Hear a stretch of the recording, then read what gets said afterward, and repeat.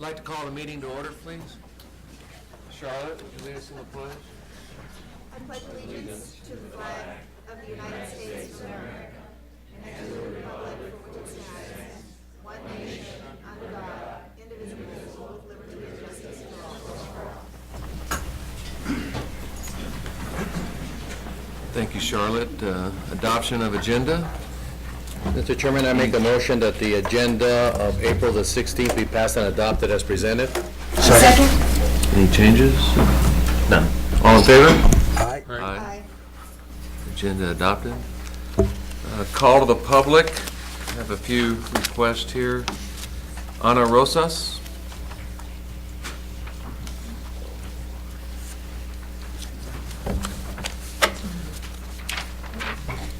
Good evening, President Nash, members of the board, Mr. Zimmerman, and those members in the audience. My name is Ana Rosas. I am chair of the Santa Cruz Regional Partnership Council of First Things First, and I came to invite you all, I left some flyers there as well for all of you, to an event that we're having this Saturday at the Americana Hotel. And it's First Things First celebrates the young child. It will be from 10 a.m. to 2 p.m. at the Americana. There will be a lot of free activities and free food for families of children birth through 5 years old. And there will be a lot of participation from community members here as well, the Rio Rico and Nogales Family Resource Centers, the U of A Cooperative Extension, Maricopa Community Health Center, Child and Family Resources, the Santa Cruz County Superintendent's Office, as well as Head Start and the school district, Nogales Unified School District, and Santa Cruz Valley Unified School District. And we'd like to invite everyone here and also everyone in the community to come. It's going to be a lot of fun. We're also going to be hopefully teaching and making aware of the importance of educating and keeping healthy our young children. So, thank you. And I have flyers if it's all right to put them on the back table. Okay, thank you. Thank you. Norma Rivera.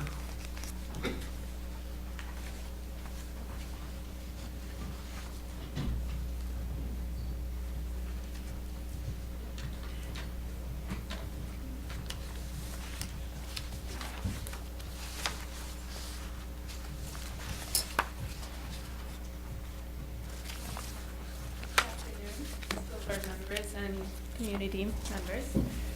My name is Norma Rivera. This is Daniel Fish. We're representing Nogales High School and the Santa Fe Ranch in respect of the Water Festival.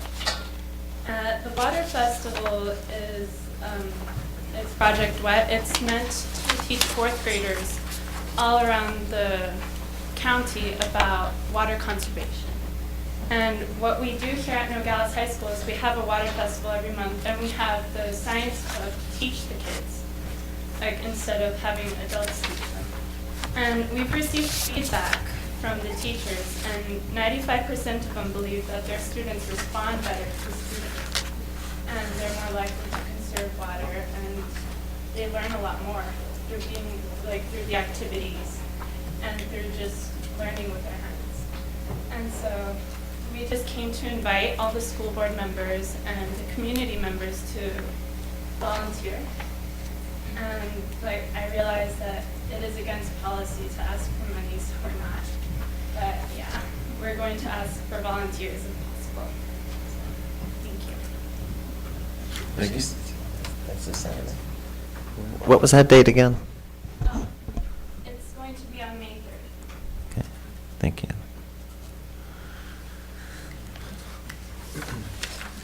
Maria Newman.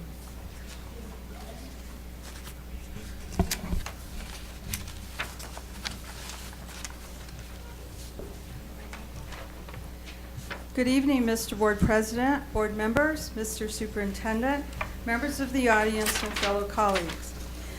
As Vice President of the Professional Educators of Nogales, or PEN, I would like to address the board regarding a few items.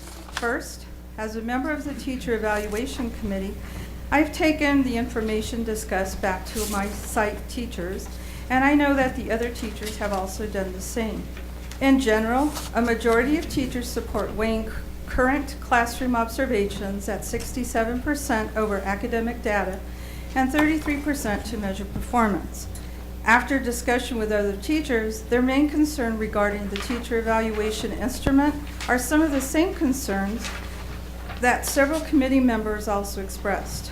Whether the instrument will be fair and equitable across all sites, and if all evaluators will be extensively trained in this evaluation. In addition, teachers are concerned about the professional development piece that will accompany it. As a member of this committee, I am inclined to support the district's finding of programs such as the Danielson or the Marzano Classroom Teacher Evaluation Instrument, on which the committee viewed a presentation several weeks ago. During our discussion, it was decided that the district administration would bring a cost to the committee and that the committee would have a chance to visit another district in the Phoenix area to view their adoption of the Marzano instrument. It was also discussed that the administration would be able to fund this program via grants. Another good piece to this instrument would be the fact that it also has an accompanying principal evaluation to complete the process. Finally, if such a program were adopted by the district, there will be a consistency that will tie teacher reflection, online teacher professional development, and administrative support in such a way that all stakeholders will be committed towards student academic achievement. If our district is unable to meet the current deadline to develop their evaluation tool and steps for gathering necessary data, House Bill 2823 will allow school boards to apply for an extension. Secondly, as chair of Penn's Interest-Based Negotiations Committee, or IBN, I would like to mention several of Penn's, and I stress, as well as other non-member concerns to the board. First, it became apparent during our discussions that several interests were at the top of the certified, classified, and administration's lists. These items were salaries, staffing, and retention. These are also topics that have been discussed at different levels at many school sites during the past few months, if not years. All three of these interests have a direct effect not only on employee morale, but also on staff and retention concerns. As everyone is aware of, salaries have been frozen for the past 4 years. We all recognize the fact that last year, with the support of Penn, all district employees were given a bonus of approximately $800 as part of the EduJobs funds. We also know that this past year, all employees received an increase to adjust for the additional 3% employees were going to pay into the Arizona State retirement system and for the increase in health insurance. Realistically, this increase did not cover both of these items. And once again, our health insurance is going up. But this time, we have not heard any discussion regarding an increase in pay for district employees. The overpayment by all state employees is still being held up at the state level, but hopefully it should be repaid to all by the middle of September of this year. Penn is greatly concerned about this salary freeze, as well as the salary compression that is occurring in our district. For those of you who don't understand what salary compression is, it is a situation that occurs when there is only a small difference in pay between employees regardless of their skill or experience. Therefore, new employees can be recruited by offering them as much or more than tenured or senior employees. This is a major concern, as currently on the NUSD website, there are 31 job postings for the 2012-2013 school year. But the district is actually looking to hire 35 individuals to fill these positions.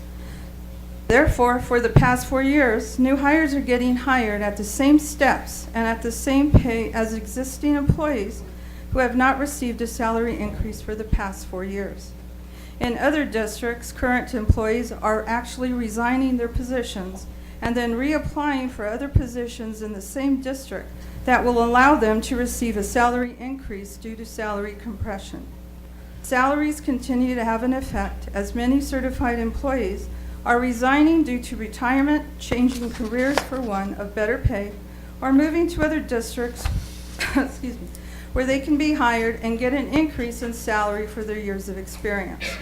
Many certified employees currently want to remain in the district, but it seems the district no longer wants to grow their own.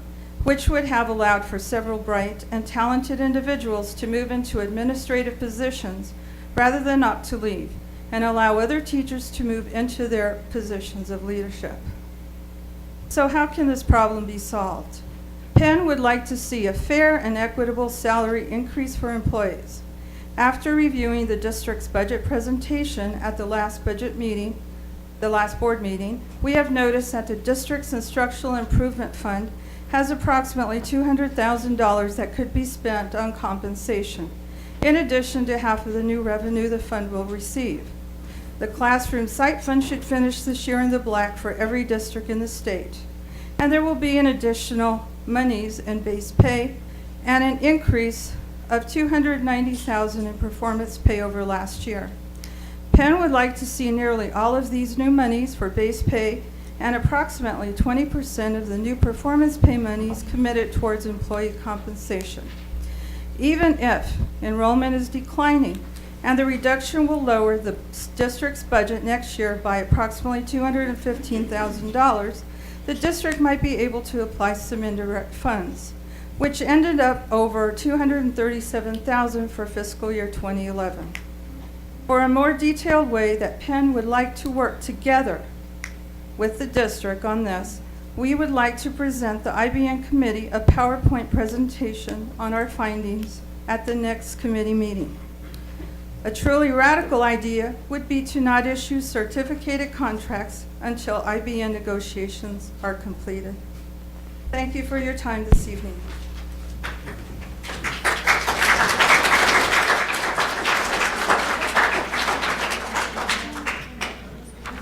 Larry Frederick?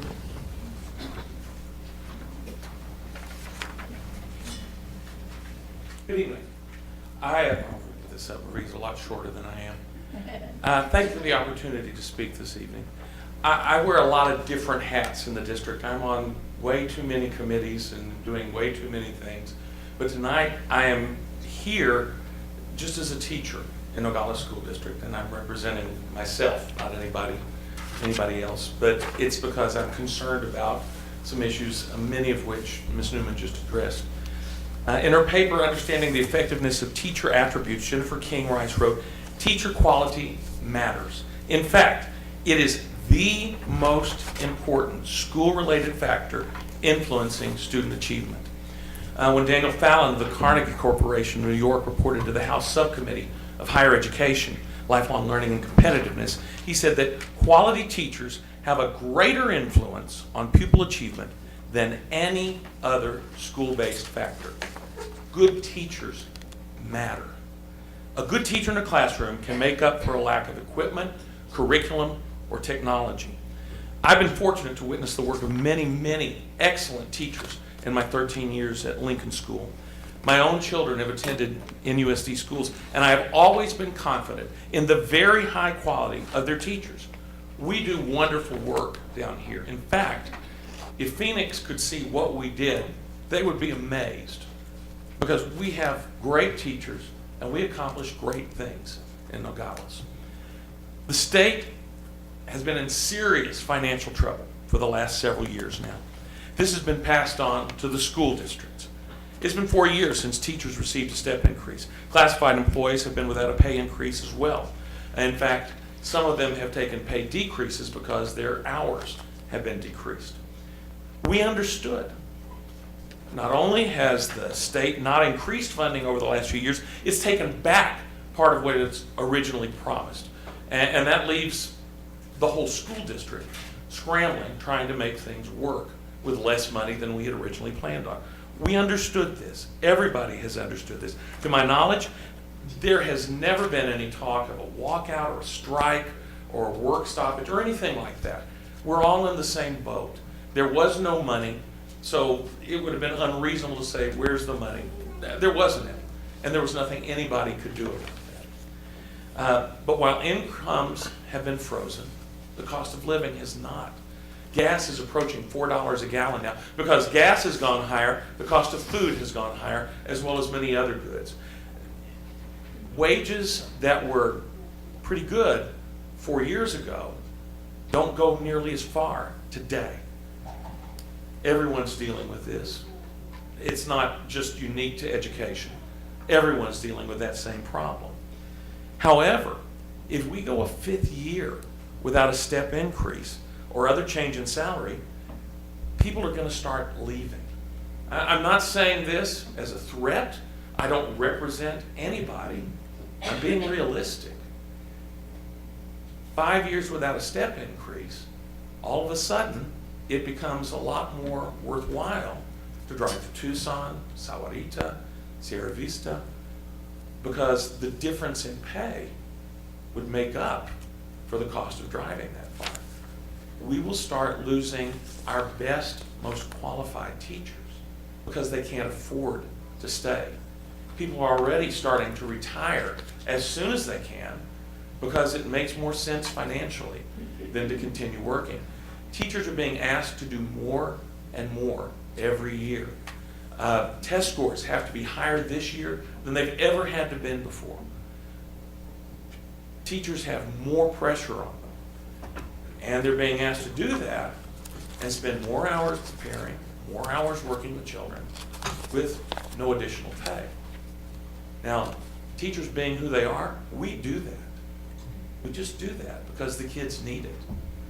But if it continues, people will start leaving. In addition, if a teacher is hired today, right now, that teacher is going to be given pay commensurate with their years of experience. And while teachers currently working for the district are not given pay commensurate with their experience, that accounts for about a $3,600 difference in pay right now. If we go one more year without a step increase, that'll be over $4,000 difference in pay for 2 teachers with the same amount of experience. So this teacher who's been working for the district, making a difference for 14 years, and this teacher who just came into the district with 14 years experience, this teacher will make about, well, a little more than $4,000 more than this teacher. Now, that's not right. That's not fair. We understand the teachers coming in deserve to be paid for their experience. I'm certainly not suggesting otherwise. But so do teachers who've been here in the trenches doing the work for all of these years. As board members, you're in a really tough position. You're responsible to the public to make sure that all of the taxpayer funds are used properly and responsibly. You're also responsible, though, for ensuring that the students of NUSD have the best education possible. I'm asking you to do something that I know is not easy. In fact, it's going to be terribly, terribly difficult. I'm asking you to find some way to provide some sort of pay increase to the teachers who have helped NUSD succeed. If we start to lose talented and capable teachers, we will find it very difficult to replace them with competent teachers. Even today, many of the schools in the district are forced to use long-term substitutes because they simply cannot find qualified teachers to fill vacancies in their staff. There were 31 vacancies for certified teachers when I checked the other day on the district website. That's right now.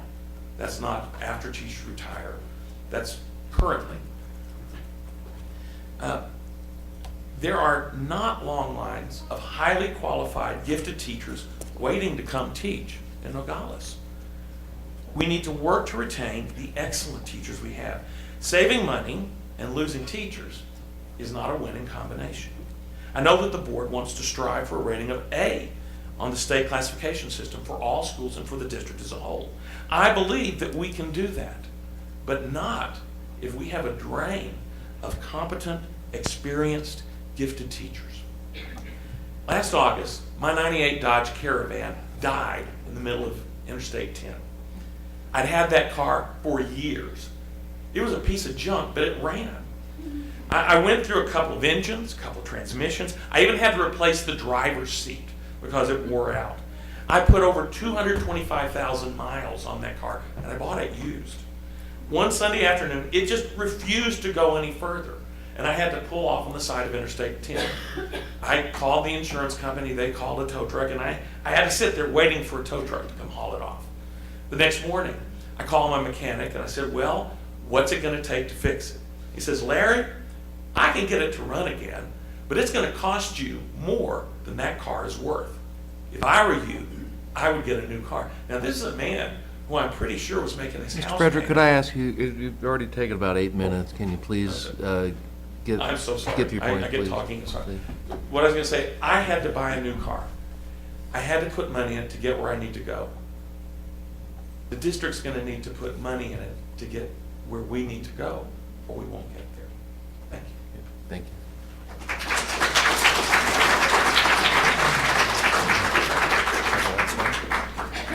I have no more written requests. Anyone else care to address the board? If not, we'll move on. Governing board updates. Marcy? Thank you, Mr. Chairman. Mr. Chairman, I'm going to save my reports for the next meeting for a lack of time because our agenda is kind of lengthy. No report. Frank? Heck? No report, Mr. No report. No report. Great. Okay. Superintendent's report. Steve? Yes, we have a few recognitions. We'll start with Wade Carpenter Middle School Soccer. I don't know if Miss Montiel or you want to send Porfi Mendoza up. It's starting to be a regular. It's starting to be a regular here with Mr. Mendoza. 3 straight seasons now. He's produced some champions. No. Better move them up to the high school. Yep.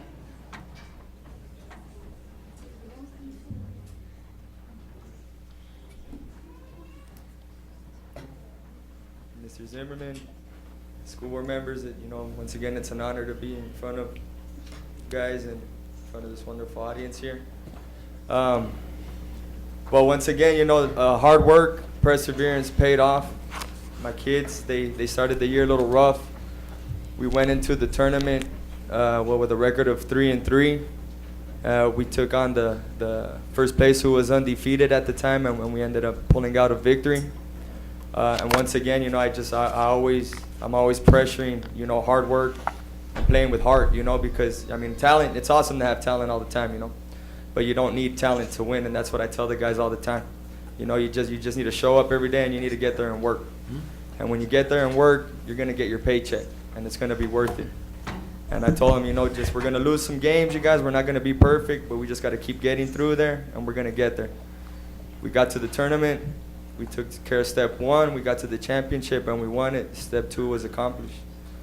I'm very proud of these guys because we did it with small numbers. We had 12 kids, and if you don't know, you play soccer with 11 kids on the field. So we had 1 kid, subbing for everybody at all times. So it gets a little rough. But they did their job, and once again, it comes back to grades. If they wouldn't have had their grades, we wouldn't have had the team. So, they worked their tails off, and no one eligibilities again for our 3rd season in a row this year. We had no one eligibilities, which is far greater of an achievement than anything else you guys did. I'm proud of you guys for it. And, you don't get nowhere without motivation. And like I've said all the time, we have the biggest motivator, our biggest fan, Principal Montiel. She is absolutely wonderful. She motivates our kids. She makes them smile, and she keeps them motivated to do good in the classroom and on the field, and it pays off, and it shows. If you meet our kids, they're respectful, and they're good kids as well as great athletes. And I just like to thank you guys, school board members, Mr. Zimmerman, Mr. Bada. I'd like to thank you guys for everything you do for our kids. They do appreciate it. You might not hear it from them, but they do appreciate what you do for them, and I appreciate as a coach what you guys do for them too. So, thank you guys so much. Mrs. Monte, thank you from the bottom of my heart. Thank you guys. And you guys are fantastic. I love you guys. I tell you that every day. You guys are the best. I love you guys. Thank you, Porky. Nogales High School basketball, boys and girls. Come on up here. Mr. Colgate, are you presenting?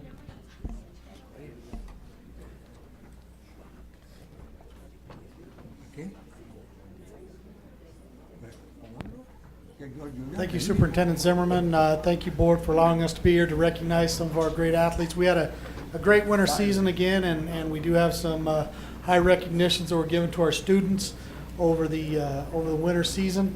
So first, I'd like to have Elisa Lopez come up and introduce her student who got high recognition, and then we'll have Ricardo Bombi de la Riva come up with the boys basketball.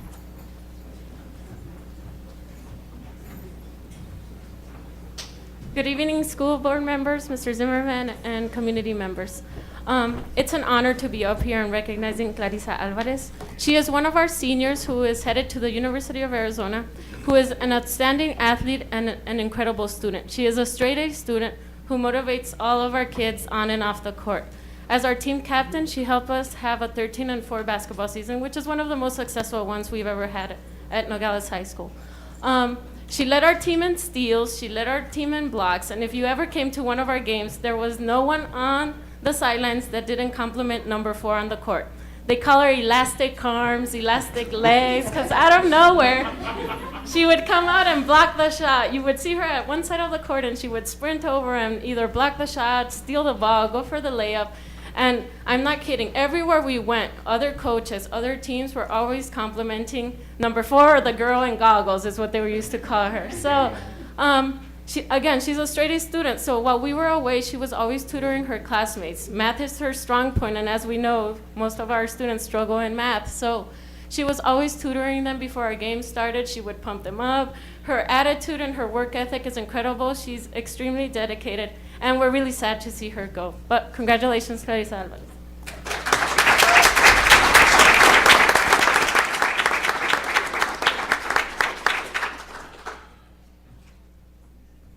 Good evening, Board President, members of the board. I want to recognize 2 of my basketball players. They made the All-Star team. They'll be playing at the Mesa Community College, and they'll be playing for the North. Joseph Monreal and Cesar Solis, amazing players. I just want to tell you a little bit about them. They select 22 players of our 63 schools, and 22 players and to make it to the all-state basketball team is an amazing accomplishment. The All-Star team will be played on the 19th at 7. They played the last game at 7, and they'll be playing for the North instead of the East. I don't know why, but they're playing for the North. Their accomplishments in the past 2 years that they played for Nogales, they've won 47 games in 2 years. They've only lost 13. And that's amazing. I mean, for 2 years that they played for Nogales High School is an amazing accomplishment. And with that, they brought in a state championship, of course, with the help of their teammates. One of the things that I preach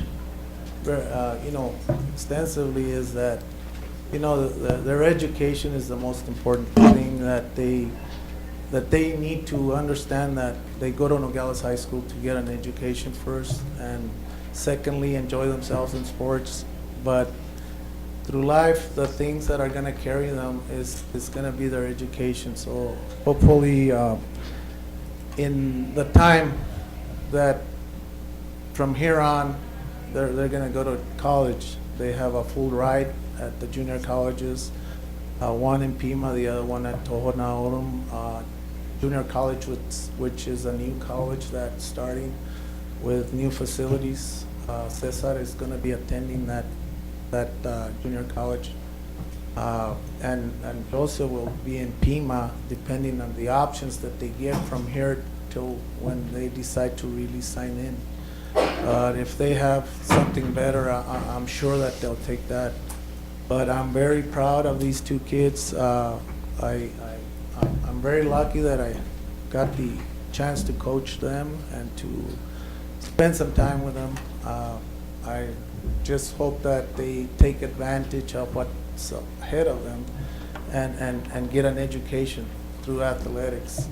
And that's one of the things that they should understand, that go out and have fun, play basketball, but never forget that you need to get an education to get ahead in life. I hope that they do that. And if you want to ask them some questions, you can ask them. They're here. Any of you? I don't have any questions. I just want to say that I'm going to miss you 2. So do I. Really, Anyway, so. thank you very much. They're shy. They don't like to talk, but eventually they'll learn.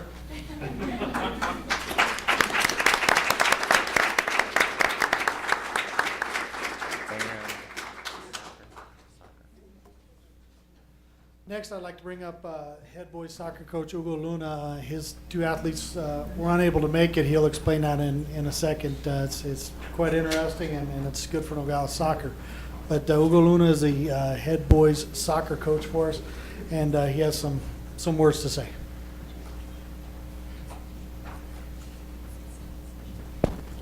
Good evening. The two players that I'm here representing, Robert Gorman and Jaime Lopez Javalera, could not be here tonight because they have soccer practice. They play on a club team, and this weekend they're beginning the Arizona State Championships for their club team, which is part of the United States Youth Soccer Championship Series. So if their team wins in Arizona, then they compete in the regional, and if they do well at regionals, they'll be participating in the United States National Championships. There are two boys who play on this particular team, but there are other Nogales varsity kids who are also playing on that particular team. Now, they, the recognition that they earned from the AIA was first team all division, which is made up of 22 teams in our division, and they were second team all-state. Out of 60 teams, they were in the second team. Robert Gorman is a sophomore, and because of the amount of respect that he has earned from his teammates, they chose him to be a team captain this year. And he started every game since he started high school. He was a freshman starter, our center back, the anchor of the team. Jaime Lopez Javalera was our leading scorer this year, and his goals took us into the state tournament for the 7th year in a row. He was our leading scorer. He scored 14 goals this season, and he's just a great hard worker on the field. There's very few kids I've coached who outwork him, and he's just a great player. We finished this season with a 13-5-2 record. We lost in the state quarterfinals in double overtime to the #1 seed. We were the 8th seed when we began the state tournament. We beat the 9th seed Glendale High School. We beat them 4-2. And then we lost to Apollo High School, also from Glendale, the #1 seed, 3-2 in double overtime. It was a real heartbreaker because we were up and they tied us with 7 minutes left in the game to send it to overtime. Two other players that I would like to recognize who are also part of our varsity are two graduating seniors, Cesar Quintero and Alexis Medina. They both received athletic scholarships to play soccer next year at Pima. So they're going to be part of a long line of Nogales soccer players who end up at Pima Community College and then go on to play in other places. And as I mentioned, I've been coaching this team for 8 years. This was a great team. It was our 7th year in a row getting to state, and we will continue that tradition next year. During those 7 years, we've won over 110 games, while only losing 55. And this is a very successful sports program at Nogales High School, and we would definitely like to see more support from everyone in the community. I know it's cold during winter season, but you should get yourself some jackets and come out and support us, because they are great games. They are great games, and our kids work very hard. All right, thank you for your time this evening.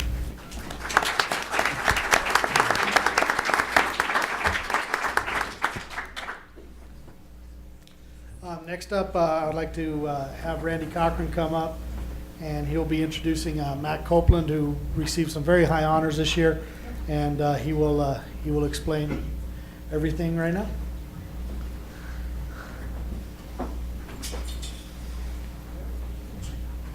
Members of the board, Mr. Zimmerman, I'd like to present to you Matt Copeland. Matt's been a shining star in the band program at Nogales High School this year. He has worked very hard and through several audition processes to get to be one of the top 100 musicians in the state of Arizona. He earned a slot in the All-State Band, which he'll be performing on April 28th over at the University of Arizona. This is a long process. It starts in January, where I had 8 students, most we've ever had, try out for the Regional Honor Band, which is South Central Arizona, and 2 of them made it. Matt was one of them, Michelle Flores was the other. And then those 2 people were eligible to try out for the All-State Band, and Matt made it, and has now earned that honor as one of the top student musicians in the state of Arizona. I'd like to present to you Mr. Matt Copeland.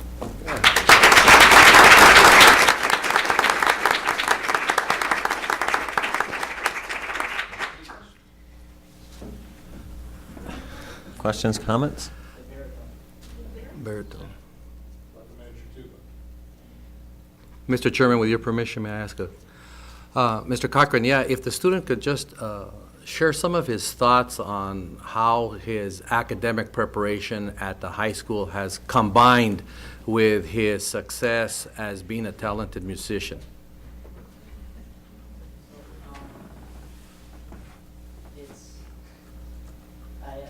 My teachers have given me a lot of opportunities, and working in class and making sure to do my homework every night has kind of taught me to have a routine, and taught me to practice every night on my phone and when I do my homework as well.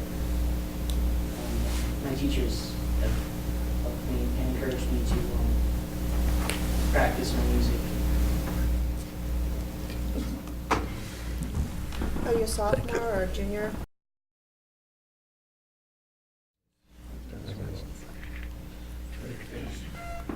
Thank you. Well, no, I just wanted to know, because I did have a comment I wanted to make to our athletic director there when you're finished.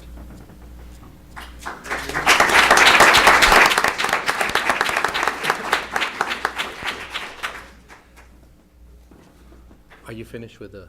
Yes, we're done with our presentation. Okay. Mr. Chairman, may I? Thank you, Mr. Chairman. I just wanted to highlight, and also to Mrs. Montiel, the emphasis that is being placed by yourself and coaches like Coach De La Riva, Coach Mendoza, on the importance of staying eligible and academic achievement, how you've combined them both successfully to make sure, and I think Coach Mendoza highlighted perfectly when he said, if you don't have success in the classroom, you can't have success on the playing field. And I see that carry over with all of you here, the coaching staff, and especially the success that you see athletically, but you're not separating the academics, and the academics is what's going to get them to be successful. And I always admire very much the NCAA's commercial where they say the majority of us who were all-stars, all-Americans, we didn't play pros, but we're successful in life. Right, they'll be pros in something other than sports, absolutely. Right. And that's something that, I know that we all do stress, and I know Mr. Mendoza does too, at the middle school, and I know that Ms. Molera does over at Desert Shadows, as my son attends school there. So I know that we're all working together to, raise student achievement and raise the grades. And you're right, we can't be successful on the field if we're not successful in the classroom. Thank you for that continuous emphasis on academic achievement. Thank you very much. Thank you. Ms. Malera?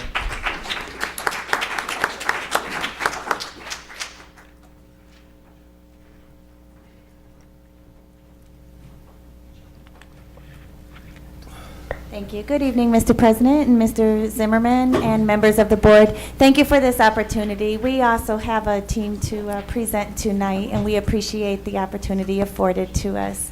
As Dr. Verona just mentioned and Mr. Colgate reiterated, we emphasize that our students need to be student athletes. Even though we are presenting them tonight for their successes on the courts and fields, it is important that they are the top student, that they can be in the classroom first. So we reiterate that they are student athletes. First of all, I'd like to mention that we're going to introduce our girls basketball team who had a very successful season. We have a wonderful core group of young ladies that will be moving on to the high school, regrettably for us, and that's great news for the high school. We have a very solid core of female student athletes that you will be receiving. And I'd like to thank the parents. They've been wonderful and supportive in all of our sports, not just girls basketball. And also, let me introduce the coaches who are going to introduce the young ladies tonight. Coach Joe Ross and Coach Victor Dominguez.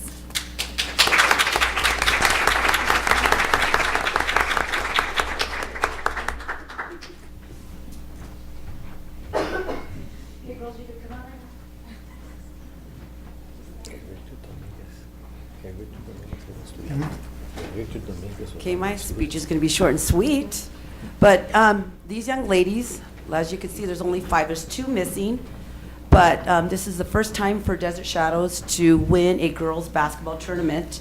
We went undefeated in our league, and we lost 2 games outside of our league. And I couldn't have done it without my assistant coach, co-coach, Victor Dominguez, and thank you, Ms. Molera. And we hosted in the Cal League. We played against Sarah Vista, our first round. No, actually, it was Baba Kiwi, our first round. We beat them, and then we met Sarah Vista in our championship round. And they were very, very tight. Okay, I'm sorry. It was the other way around. But it was a very, very tight game. Okay, the girls improved throughout the season on the court. And I just wish them a whole lot of luck as Apaches next year at Nogales High School. Okay, first we have Gabby Beagles. She's a 7th grader, and she will be coming back to Desert Shadows. Then we have Alma Cabrera, the 2nd girl in. She played forward and center, very aggressive on the boards. And then at the end is Ani Trujillo. She played a forward. And then I have to say this, we had the best point guard in the league. She did tremendous. She scored 235 points throughout the season. She's an amazing ball dribbler, and I wish her the best of luck at NHS. Zarina Lorta. And at the other guard was Mona Parra, who scored 137 points throughout the year. And I just wish them a whole lot of luck, and great job, you guys. Congratulations. Thank you.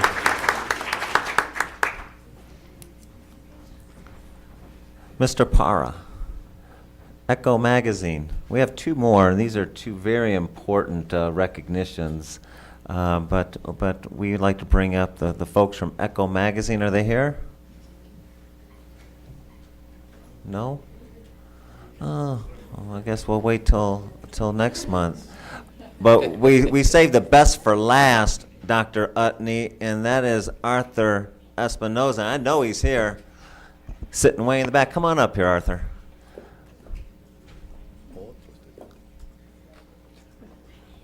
I'm going to do this one. I didn't realize. Let me introduce this man to you. This is Arthur Espinoza, who is, I don't know his title, director, but he's in charge of the food bank here in Santa Cruz. The Nogales community.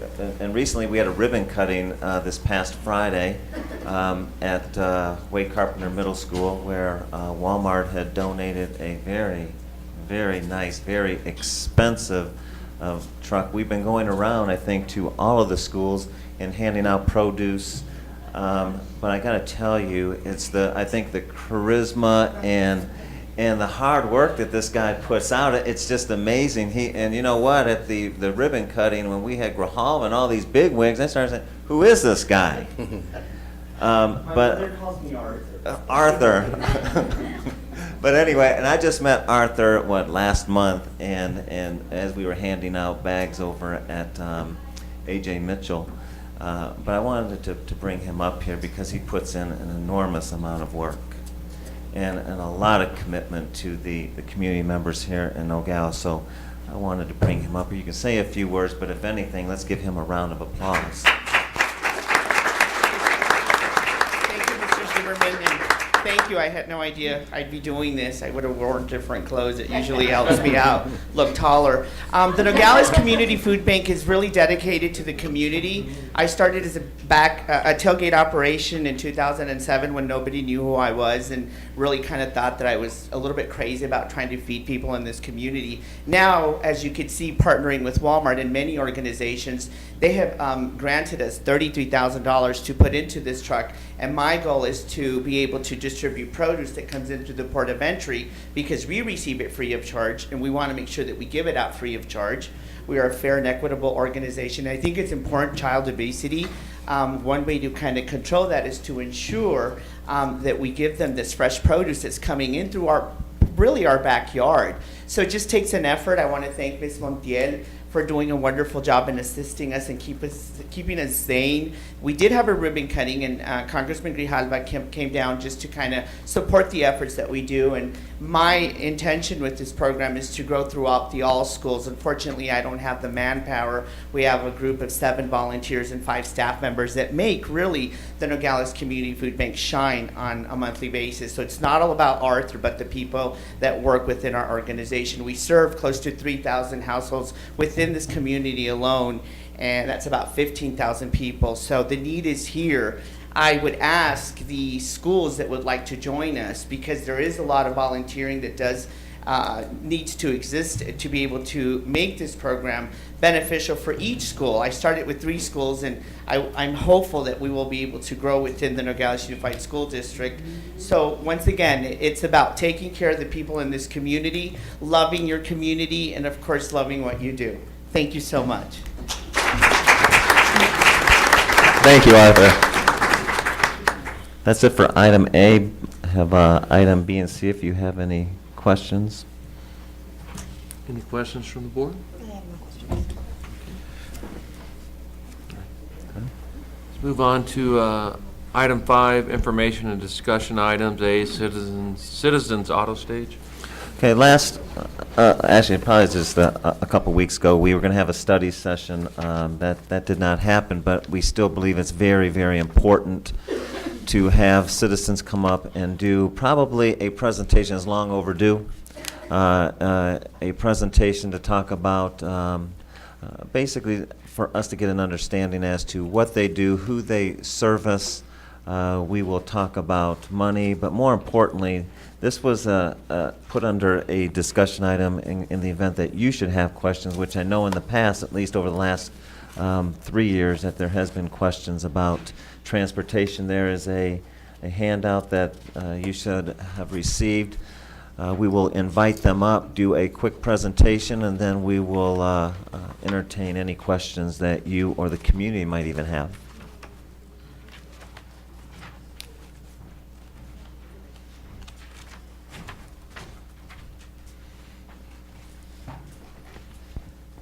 Members of the board, Mr. Zimmerman, Nogales, thank you very much for having us. This is Rich Brennan. He's our Chief Financial Officer. We brought Laura Ramirez. She's here, hoping like crazy that nobody will ask anything she absolutely needs to address. Kiki Rodriguez, who I assume most of you know, is here with us today. He's our VP of Freight. And I'm Tom Morgan, the youngest. So actually, that's not true any longer. I'm Tom Morgan Jr. We have a third at home who hopes to be involved at some point in the nebulous future, so we'll see how that goes. Well, we've rolled right along here, haven't we? As you can see, we started out in 1916 with my grandfather. He incorporated us. We're 4 years away from our 100th year anniversary. We've been in Nogales for a long time. We're part of the community. I was born here, rode the buses with everybody. I got kicked off the bus a lot. I probably shouldn't admit that. One of our strengths as a company is our employees and the length of time that they spend with us. Our average driver length of service is just over 16 years. A lot of them have been with us for 30 and even 40 years. Alba Jean, for example, has been with us for 40 years. Laura's been here for 6. Raul Garaizar, 11 years. Rich has been with us for 18, but we kind of have golden handcuffs on him. Kiki's been with us for 37 years. Mucho tiempo. I've been here most of my life, and of course my dad joined the company right after he invented the wheel. So, I'm going to kind of zip through the following slides. There's a lot of information on them. It mostly revolves around the question of what kind of qualifications we require from a driver, what kind of training we give them. If you actually have questions and would like to ask, we'd be happy to address them. Mostly we are in compliance with any of the state and federal requirements, and I think that given the short time that we've got here, I probably won't stay on that for very long. And it is in the handouts. Anybody that would really like a copy of this can get one either from us or from the school district. I'm sure they'd be happy to provide one on a PDF format. And again, we have the same kind of standards of conduct that you'd expect. We expect nothing but polite and civil behavior from our drivers. They're mostly moms and people like yourselves and ourselves who just working for a living and trying to keep the food on the table. All right, we do provide 16 school bus runs, and that's one vehicle per run. Keep in mind that each of those school bus runs involves an elementary, a middle school, and a high school run. So there's actually 3 per vehicle.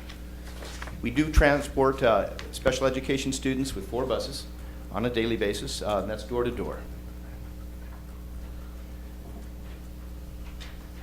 We have 1471 passenger buses, and that assumes 3 per seat. Typically, we would assume 3 per seat when we're talking about school bus capacity. That's for the smaller kids. For larger kids, you get to a seat, and that would make it a 47-seater. Most of the schools. True. We have an adequate number of spares in the event that something happens on the road.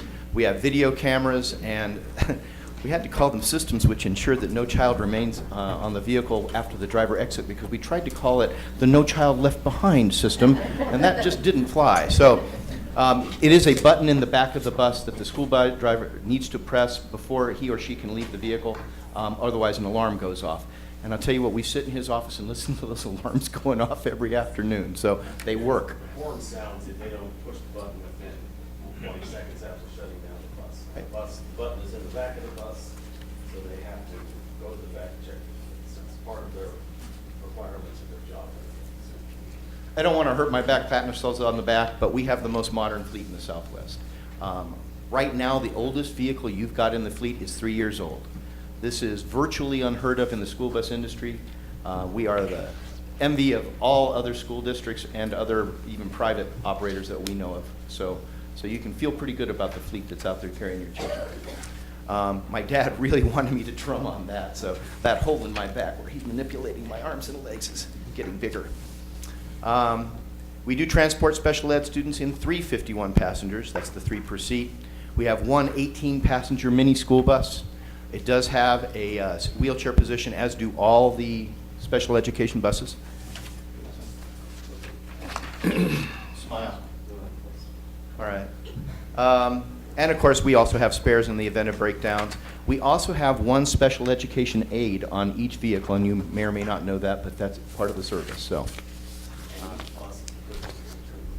Yeah. I'm kind of trying to hustle through this because I know we're on short time, although I actually do talk this fast all the time. We carry a maximum load of 1,948 passengers a day. The routes kind of dictate where we go, how we pick up, and how many we pick up. For example, at Bracker Elementary School, you've got the Vista del Cielo route, and there's maybe 6 kids, but if you tried to add them to another vehicle, you would extend those routes by immeasurably, and you'd have kids sitting on the bus for a really, really long period of time. We do have a slide later on that talks a little bit about that. If you wonder why there are so few kids on the bus at any given point and you want to know, talk to us. We'll make a provision, we'll get the permission from the school, and we'll let you ride the bus. And you can find out, because a lot of times you're seeing a vehicle that's either already dropped off its passengers, it may be the morning bus, it may not be the, there's just a lot of different variables that go into how many kids you're going to see on a bus at any given time. The 4 special ed routes carry 167 passengers a day. I'm going to give you just a few seconds to study this one. This is basically the daily routes and the number of students at a maximum that we transport on those routes, along with the average riders per route. If you have any questions, feel free to ask them. I'm not sure what they'd be. All right, so here's a comparison of what we spent in 2011 versus the prior year.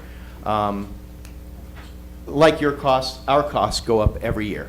The annual increases that we've asked for the last several years have not compensated for the increases we saw on the cost side. I'll go into that a little bit more later on, but the bottom line is we are part of this community, and we know the crunch the school district is under, so we have not tried to, but we're allowing our profit margin to erode, just so we're all on the same page. Everybody gives a little bit, no? It's worth noting that fuel is a pass-through for the district. We don't make a markup on it. We don't charge. They basically pay the exact cost of the fuel. That being said, your actual transportation costs, let's go on ahead and go on to the next one. The actual transportation costs went down in 2011, $248 there, and special ed went down $900. That's actually the 2011, 2012 school year versus 2000. True. Right. Your fuel cost went up $30,000, and of course we have no control over fuel, either as private individuals or as public citizens. Activity trips, of course, depend on where the trips are going, how many trips are scheduled and whatnot. It's a little bit on a different vein. Nogales, anytime they travel, is pretty much leaving town. So it's a special challenge that we face as a community, because you're always going to have high miles and high hours when you go out for other events and whatnot.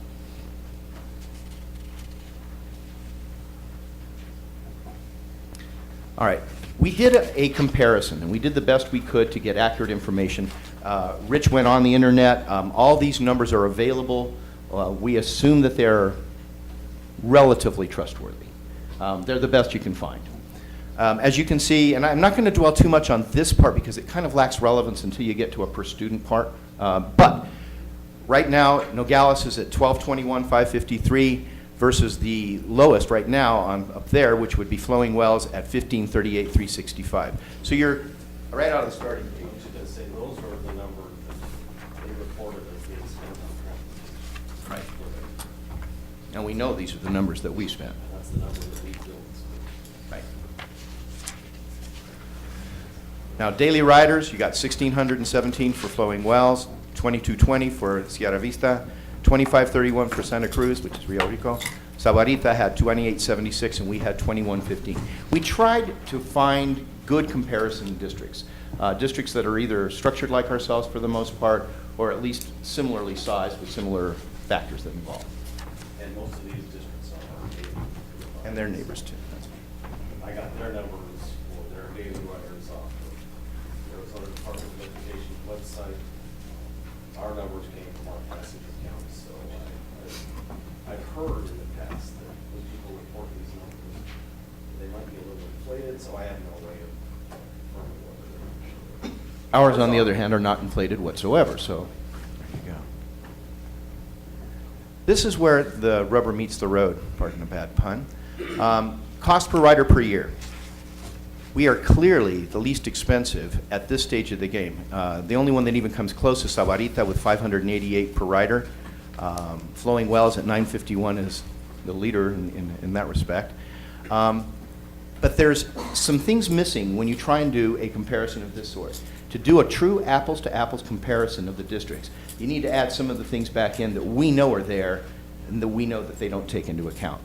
School districts tend not to allocate their overhead costs the way that a for-profit operator does. Things like the administrative and support services, the insurance, fringe benefits, payroll taxes, utilities, etc. We have yet to examine a district's numbers, and we've done this any number of times, without finding that at the very least 10% had to be added back in to account for stuff that is not already allocated. All right. Again, we're starting to look a little bit better if we put the 10% back in. Now we're at 1221,553. The closest you get is Santa Cruz, Rio Rico with 1778,634. Let's go on to the next slide. These are the fleet sizes. So you can see that Flowing Wells and ourselves, very comparable fleet-wise. Sierra Vista is about 57, Santa Cruz 45, and Sahuarita at 54. This is the big deal. The real big factor that school districts tend not to include is that they only look at their operating costs. They do not look at the cost of capital. In other words, they kind of evaluate it as if they never had to go buy the buses. We know we got to buy the buses because we do it every other couple of years or so. We trade buses on an annual basis. One nice thing about having the modern fleet we do is that people stand in line to get these buses. They're only 3 years old typically when we pass them on. So they're in very good shape. It's something that we have going for us that most school districts do not, because we know that when a school district wants to sell its vehicles, they face certain challenges that a for-profit person doesn't have to worry about. So, that being said, we'll go on to the next slide. We add back in the cost of vehicles. There are some assumptions you have to make. You have to assume that the average cost of a vehicle, and this is pretty close, is about $95,000. It's actually a little bit higher more often than not, but we tried to pick something that seemed like it would be comparable for most districts. If you keep a bus for 10 years, which is what we think most of the districts are doing, then you're going to be doing, every 10 years you're trading off a bus. Go ahead. Add one thing, that's what most districts should be doing. Yeah, true. Most of them are actually keeping longer. That's true. We've examined districts that have 30-year-old buses, and we were just flabbergasted. Which accounts sometimes for why they have these huge fleets, but really only about 2/3 of them are operational. 10 years is a good life expectancy. So we added that cost back into the cost. We added the cost of capital back. We didn't have to add anything for Nogales because, of course, we already take that into account. Go on to the next slide. And this is where it becomes really relevant. At $1,221,553, we are now almost half of what the other vehicles are in terms of the cost of operating these three vehicles. Now, let's go on to the next slide. Okay, so now we've got an accurate comparison, but now we want to look at it on a per rider basis, because this is where you can really compare accurately. At $590 per rider, we're almost $200 less than Sahuarita, and considerably less expensive than Flowing Wells, Sierra Vista, or Rio Rico. The average riders per bus, we carry 78 on an average. As you can see, Flowing Wells does 60. And they're the closest to us. In this case, higher is better. Sierra Vista 39, Rio Rico 57, and Sahuarita 53. The service quality for an operator like ourselves is typically measured in how long a kid sits on the bus. Really, typically in Nogales, 15 minutes. Your max time, you can see, is the high school will be for 25 minutes. The elementary also 25 minutes, and that's the longest a kid sits on the bus, and this is pretty good stuff between you and me. The middle school, in this case, is 40 minutes, but it's because of that Desert Shadows route that I was mentioning. It's a particularly long and circuitous route. We have yeah. They asked if we put the map up. I don't know if you have any questions about it, but that's the Desert Shadows route. That makes it a 40-minute instead of a 25-minute. All right, just for fun, we decided to examine TUSD. You do not want to be TUSD. 17 million in transportation, 360 some odd buses. If they replace the 36 buses they should be, which is about 3 million a year, it adds 1.7 million for unallocated overhead. We go to the annual per student cost of transportation, and it is $1,979 a student for TUSD, which is obviously merited based on the wonderful reviews they get in all the papers in Tucson. That's a joke.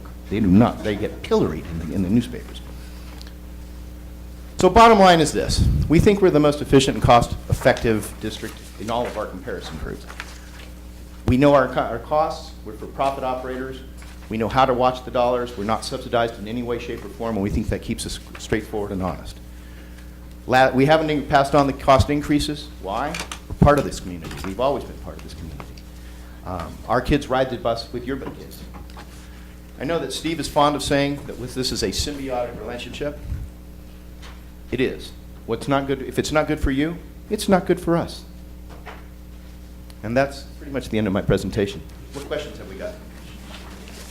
Any questions from the board? Mr. Chairman, yes, I do. But before I do, I would like the superintendent to clarify that matter that I asked at the last meeting for an opinion. before I participate. At the last, might have been the meeting before, there was a question that arose because Dr. Vrona, at one time or another, has worked for Citizens Auto Stage. We went and got an attorney opinion that I sent to him in writing, that there is no conflict of interest at all, so feel free to ask your questions. Okay. Thank you, Superintendent Zimmerman. My question is for you, Mr. Brennan. Have you conducted on some kind of a relationship with individuals at the different schools, like the clerks at the schools, especially the elementary schools, that are familiar with how many buses are arriving, with how many students, so we have an actual comparison of an audit of, do we actually need the buses, the number of buses in the morning in comparison to the number of buses that are leaving? Because it's my understanding that sometimes buses are coming in with 3 or 4 students in the morning, and they have a concern that the buses are arriving too early. That's why the buses and the parents aren't putting the children on the bus.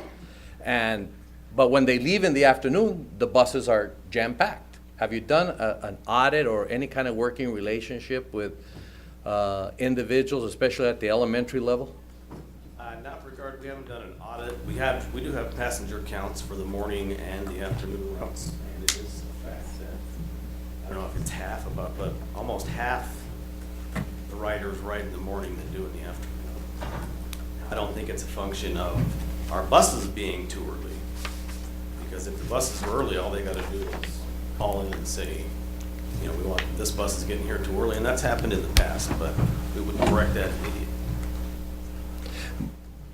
But would it suffice, I guess, also through the superintendent to conduct something and talk to the people who are there on a day-to-day basis when the buses do arrive?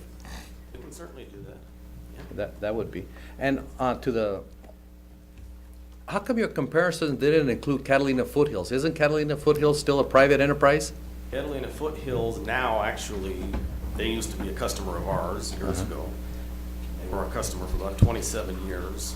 They actually last year went out and bought their own buses and outsourced the management of them. So their numbers in their budget do not, and I couldn't get, their numbers wouldn't be comparable because of the capital cost of buses and things like that. They don't have that. Does that make sense? Not really. Well, they outsourced to a company called Durham, and I don't know what Durham charges them for just the management of the buses. They just did that last year. So they went out and spent, I don't know how much, $5-6 million on new buses. And they outsourced the management just, I think, beginning of the last school year. So we were comparing ourselves to districts that run their own buses, because we think that would be the only thing that would be, you guys can, whenever you put out your request for proposals, you can get other companies to bid against us. But they've done it in the past, I believe. They've done it in Catalina Foothills a few times, and we were always cheaper than them. But we want to show that we're cheaper than districts that run their own school buses. Also for the superintendent, on this route number 3 to Desert Shadows Middle School, is that an issue that we should consider for boundary alignment to avoid something like that? Because I've noticed when I've gone to Carpenter Middle School, there's a bunch of empty classrooms there. Do we need to adjust the boundary so there isn't that 40-minute ride for those kids? I mean, from Royal Road, they used to go to the Carpenter before. The answer to that is absolutely yes. One thing that hasn't come up during this presentation, but I thought might come up, is the issue of the route management system, something that I know that we have talked before, to see exactly where the kids are. And is there a way that we could reshape our district boundaries to get the most effectiveness and efficiency out of these routes? And so far, this is the only one that we have, and I know it changes year to year. Matter of fact, even in addition to that, what's really hard about your job is that you may be expecting 70 kids on a morning bus. In the afternoon, it might be less because maybe they're staying after school. And it also goes the other way. Sometimes there's more kids on a route that you weren't expecting because for some reason they decided they'd have to go to their Nana or Tata's house and they take a different bus.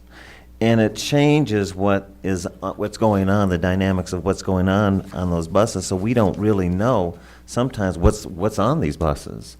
That's why I think it's important as a bus driver comes on and they're recording their AMs and their PMs in terms of how many kids are getting in there.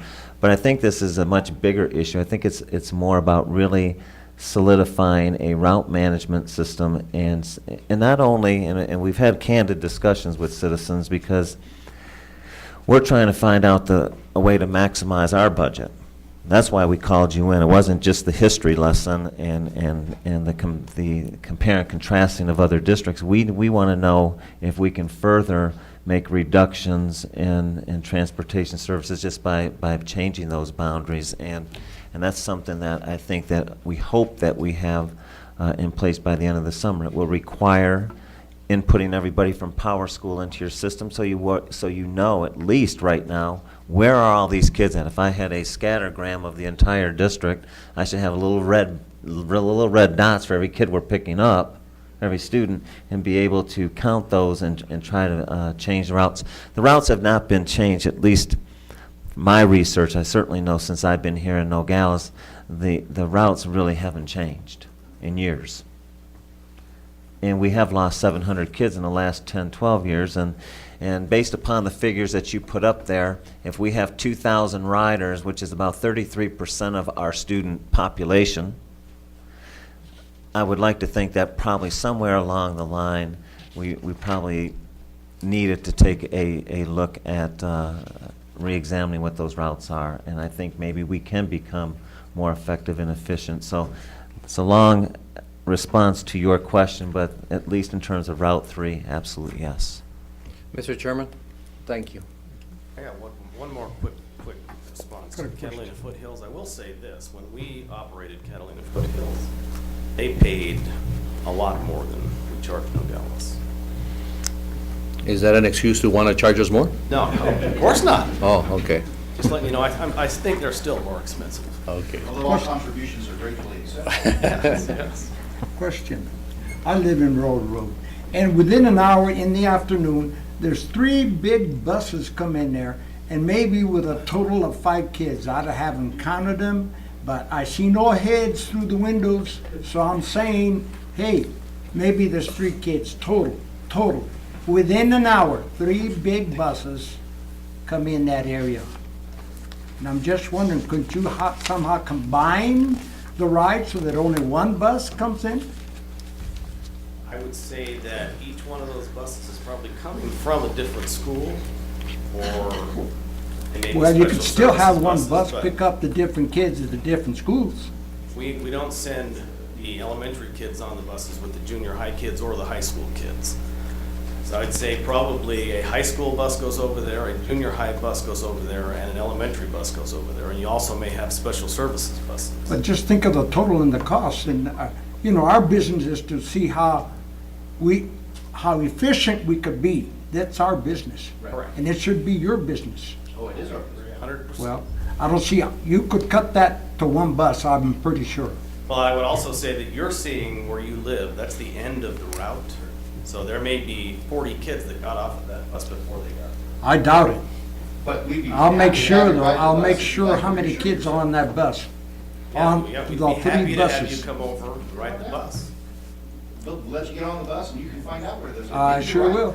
right. You're welcome. I'm absolutely sincere about it. There are a lot of factors you juggle when you're trying to define efficiency. One is, do you combine the elementary kids with the junior high kids, with the high school kids? How long do you want a kid to sit on the bus? I mean, these are decisions that you guys make that reflect themselves in our efficiency. If you wanted us to combine the schools. Well, there's no elementary out of Desert Shadows. Bracker. Oh, Bracker's okay. I'm sorry. But I'm sure that you could combine that for 1 bus, 1 big bus. Well, it does. It comes up pretty frequently. We've looked at this, but for whatever reasons, the powers that be have decided in the past, and we're not the powers that be in this particular case, not to combine those buses. Again, come on down and ride the bus and let us know if you think that there's room there. If there is, we'd certainly be happy to look at it. I sure will, one of these days. Hector, any questions? Yeah.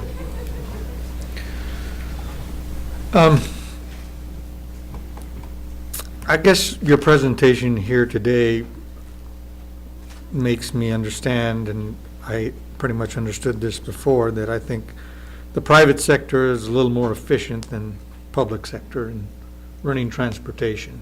And you're telling us by looking at these numbers that these other districts are foolish not to have contracted out their transportation. Am I right? Our position. Okay.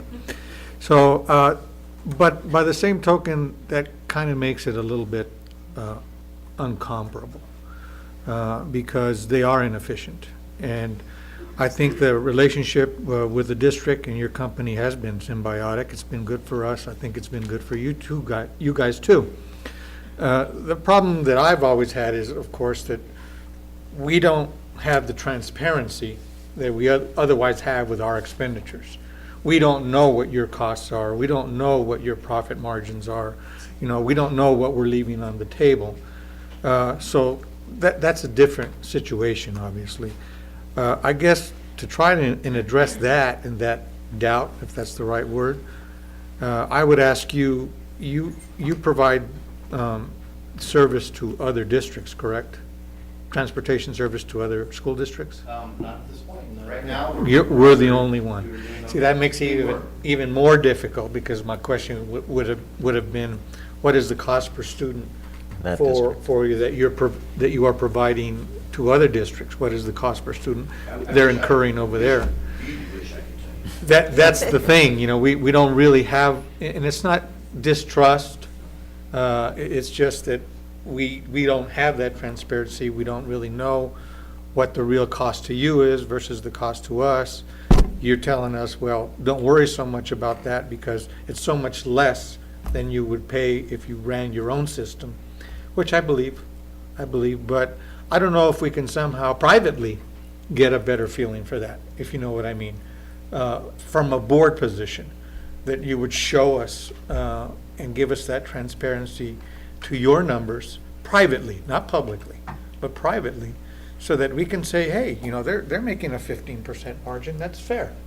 20% margin, or whatever it might. You think 15 or 20 is fair? Whatever it might be. Rest assured that you belong where we're making our profit. Well, and it's as simple as, if you show us, I think, from my perspective, a lot of this goes away, because we have to face the facts that really you don't have a competitor here in town. And you know, when you go out for bids, correct me if I'm wrong, Carla, but I don't remember seeing a competitive bid. And so you have a monopoly, so to speak of, in our community. But again, it's symbiotic. I think it's been good for both of us. I would just ask that you give us some private transparency so that we can have a good comfort zone about what's happening here. I'm not trying to say you're overcharging us. I just want to be able to say to my people in the public, guess what? I don't think they are overcharging us. And I have the proof in the pudding because I've seen it. That's just the accountant in me talking, because that's the way we function. You know, if we can see it and prove it up, we feel good about it. If we can't, we sit and wonder.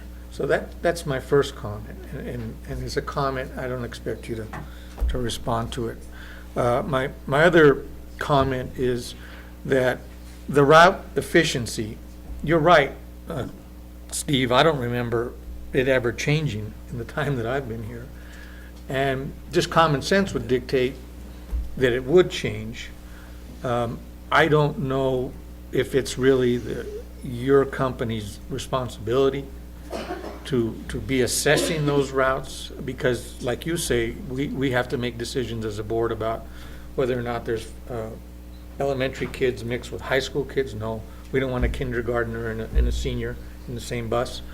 And has that efficiency and route assessment been professionally done in such a manner that, once again, I can answer up.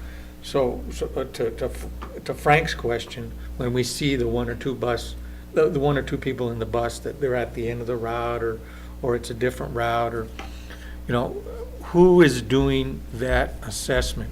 I'm not capable of doing that assessment. I don't know that you're really doing it. I don't think so. I don't know that if I were you, I would be doing that. I guess my question to the superintendent is, who is charged with doing that, and will it be done? I will answer that question after you two, because I have a few comments and even something up that Dr. Verona had brought up at the last meeting. I'm going to bring it all together at the end. Okay. But I know, I'm just putting it out there so you guys know how I feel about the symbiotic relationship. It's been good, but I want to have a better feeling for how good or how bad, without making your private numbers public, and without interfering with what I think has been a good good system. Good system. As far as airing our internal numbers publicly. I don't want you to do that. No, I don't want you to do that. However, that being said, we might work something out. I don't know exactly. I'll give some thought to this. Okay. Maybe we could bring you aboard and have you sign a non-disclosure, et cetera, et cetera. And I'm a little uncomfortable the minute you start sharing numbers like that. No private operator does that. That would be very unusual. But we're pretty unusual, so. It's an unusual situation. It You're is. our only And I would like carrier. to set your mind at rest, because Right. I'm pretty confident that you would not feel that. We made a real point of not gouging this community because we didn't want to be perceived as being, taking advantage of a quote-unquote monopoly. And if we can see it, I can say, he's right. Okay, well, let me think about this. We'll give it some thought. We'll come back. Thank you. Thank you. One other point about the route management. We do have the route management. We have software. In fact, Laura is going to some training on it next month. It's a program that says this is the route. It'll let you put all the kids' names into it. It'll tell you if they're within walking distance or not, or whether they should be, which bus they should be on. So, and I also do think that maybe 5-8 years ago, the district hired a guy to do a study of our routes, a guy from TUSD, and he came back and said we were efficient. I never got a copy of the report, but I think I do remember. that long ago it happened, and I don't even remember that he came up with anything I don't even know meaningful. that. I'll tell you one other thing about these route management softwares, and I'll pretty brief. I think everybody can hear me, actually. I did a lot of research into these route management software systems way back when we were still in the battle to try and hold on to Catalina. And what I found out, I called around the industry, everybody that's using them, typically they have 100 routes or more. They use it to do an initial shakeout. Then they go in and they have a human being go run the routes and tweak them manually. So it's a kind of I'm just going to use the word symbiosis, shame on me. It's a combined effort. So you can't really just let a piece of software make decisions for you and then run away and think it's all done. The reality is you still need a human at the end of the day. But we do have one. Okay. It seems as if my colleagues here have covered just about every question that came to mind for me. I'd like to answer to Frank's question about condensing and combining routes. I know that from a parent perspective, parents would not be happy to have their elementary school kids on the same bus route with junior high kids. Not just that, as that would mean changing the times that the schools are letting out so that we could get all of the kids taken from one school over to the next school and so on down the line. That would completely change the focus or the premise of providing efficient bus routes for the students in the district. I would like to suggest, Steve, that next time when you ask for comments, maybe you could start on this side so that I can actually have something to say. And but I do think that maybe we should be with the decrease in students, not saying that all the students that we're losing out of the district were on bus routes or use the bus system, but some of them did, that we should definitely look into where we have the highest concentrations, what type of new efficiencies we might be able to adapt for routes or condensing, not necessarily condensing routes, but maybe changing up the routes so that they're as efficient as they possibly can be. Thank you. I think a year ago you had about a 1% increase. Are you looking about the same thing this next year? We're thinking about it. We're trying to decide how little we can actually manage with as we watch our profit margins erode. Right. Okay, great. Thank you. Let me make a few comments, and I've only been in a couple districts, but I've had to go through this in both of them and perhaps maybe in this district. I think that the first of all, the route management has to be done. Just because, as you mentioned in your earlier slides, is that we're talking about geography, we're talking about convenience, we're talking about, you know, if you had the elementary and the middle school and the high school, I believe you're right, Charlotte. I believe that you would have a lot of people who would be upset with that, because I've been in 2 districts and it became a very upsetting situation. However, I can tell you that the route management system that you might be putting in place would have to be involving us. It's not that we don't trust you, it's just that I think it's just good business to be at the table to see where those students are and to where we all understand. So we know that you are for profit. Let's keep it real. You are for profit, and the name of the game is to make money. And I believe if I can get 70 kids, and it's always, I say the word kids because some of them are big kids. Some of 84 kids don't fit in an 84 passenger bus. I've never seen it unless they're all small little kindergarten kids. Then you might be able to get them in there. But what I have seen here in Nogales is that you have boundaries. We have a concern, not only mixing those age groups up, Charlotte, there's also the issue of time on the bus. How long do you want to keep them on there? We've been looking at other options too. Dr. Verona had made mention, at least I think it was you a couple meetings ago, that what about moving and extending beyond up to Rio Rico? I think that was done years ago. We even brought that to the table during our meeting. The bottom line is that we know, I can tell you right now, regardless of your profit margin, that we can save money on transportation, but it will cause some changes in the routes, and it will possibly change the amount of the different age groups that you have on that bus. You can make it happen. If we had 15 elementary, 15 middle school, and 20 high school kids out at Royal Road, I can send one bus out there, pick them all up. Okay, but some parents will not like that out at Royal Road, and I believe that to be true. I guess we won't know until we do it, but I can tell you that in the 2 districts that I was in, they didn't like it, and they came, and eventually we went back. It was worth the extra $20,000 that we were spending that year. I remember like it was yesterday.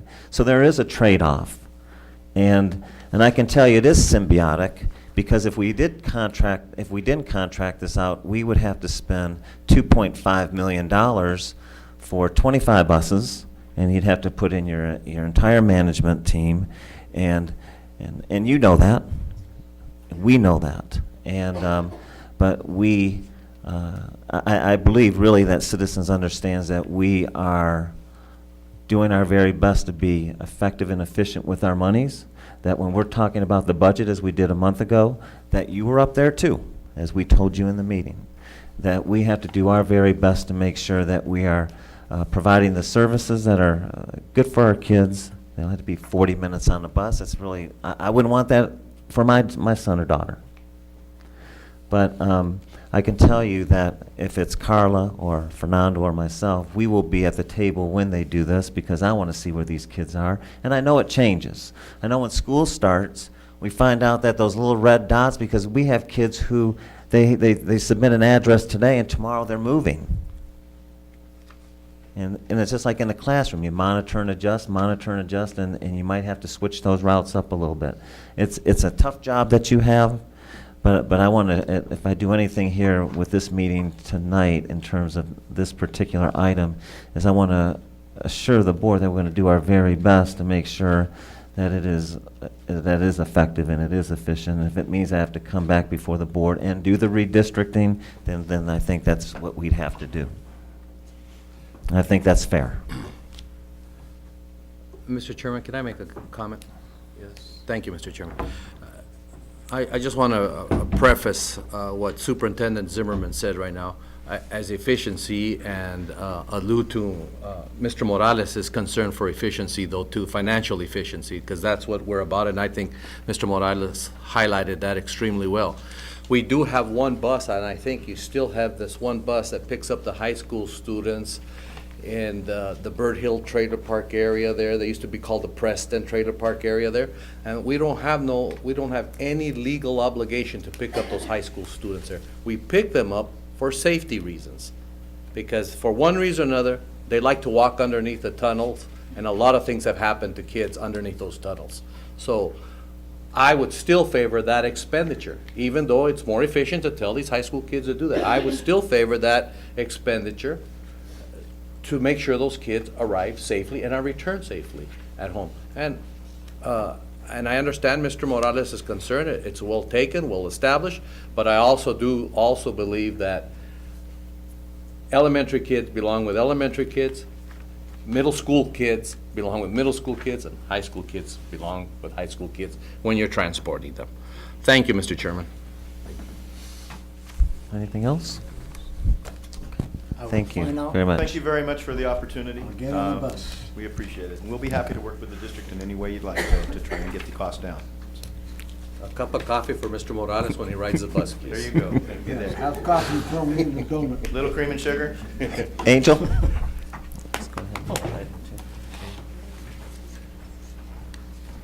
As she's walking up, I'll tell you about a couple months ago, we had a conversation where, at that time, President Suarez had a lot of questions about these accountability, the whole AF, moving from the legacy models. And just as we started to get comfortable with the AF and the accountability system, now we're understanding there's going to be some changes.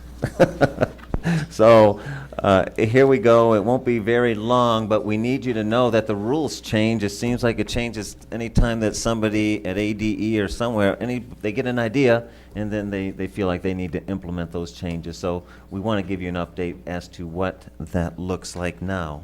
Is it at the state they're just trying to cover their ass? Is that it? I'm not going to word it that way because we're on TV. So what I will explain this, good evening, Mr. Zimmerman, Mr. President, members of the board. I am cognizant of the time that I've promised to do this presentation, and so I'm going to try to move through at Mach speed to give you some of the highlights and expectations for what our changing landscape of accountability will be looking like between now and the time we come back to talk to you when labels are out later this summer and in the fall.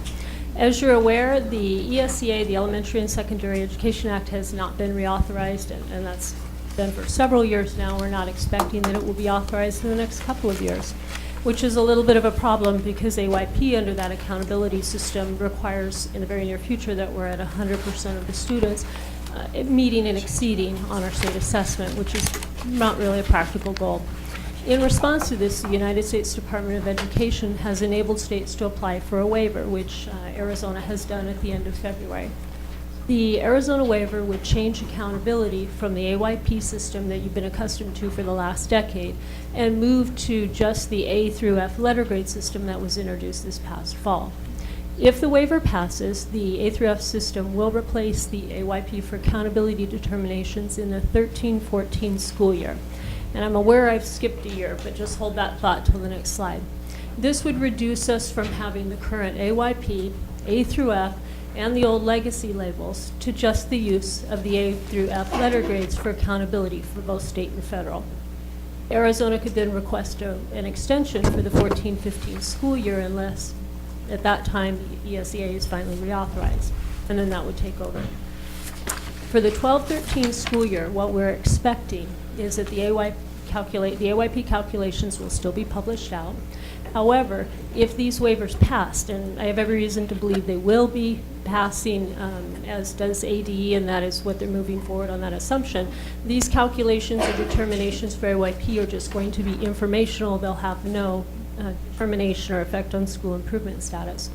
The A through F letter grades will also be determined, but with a few changes.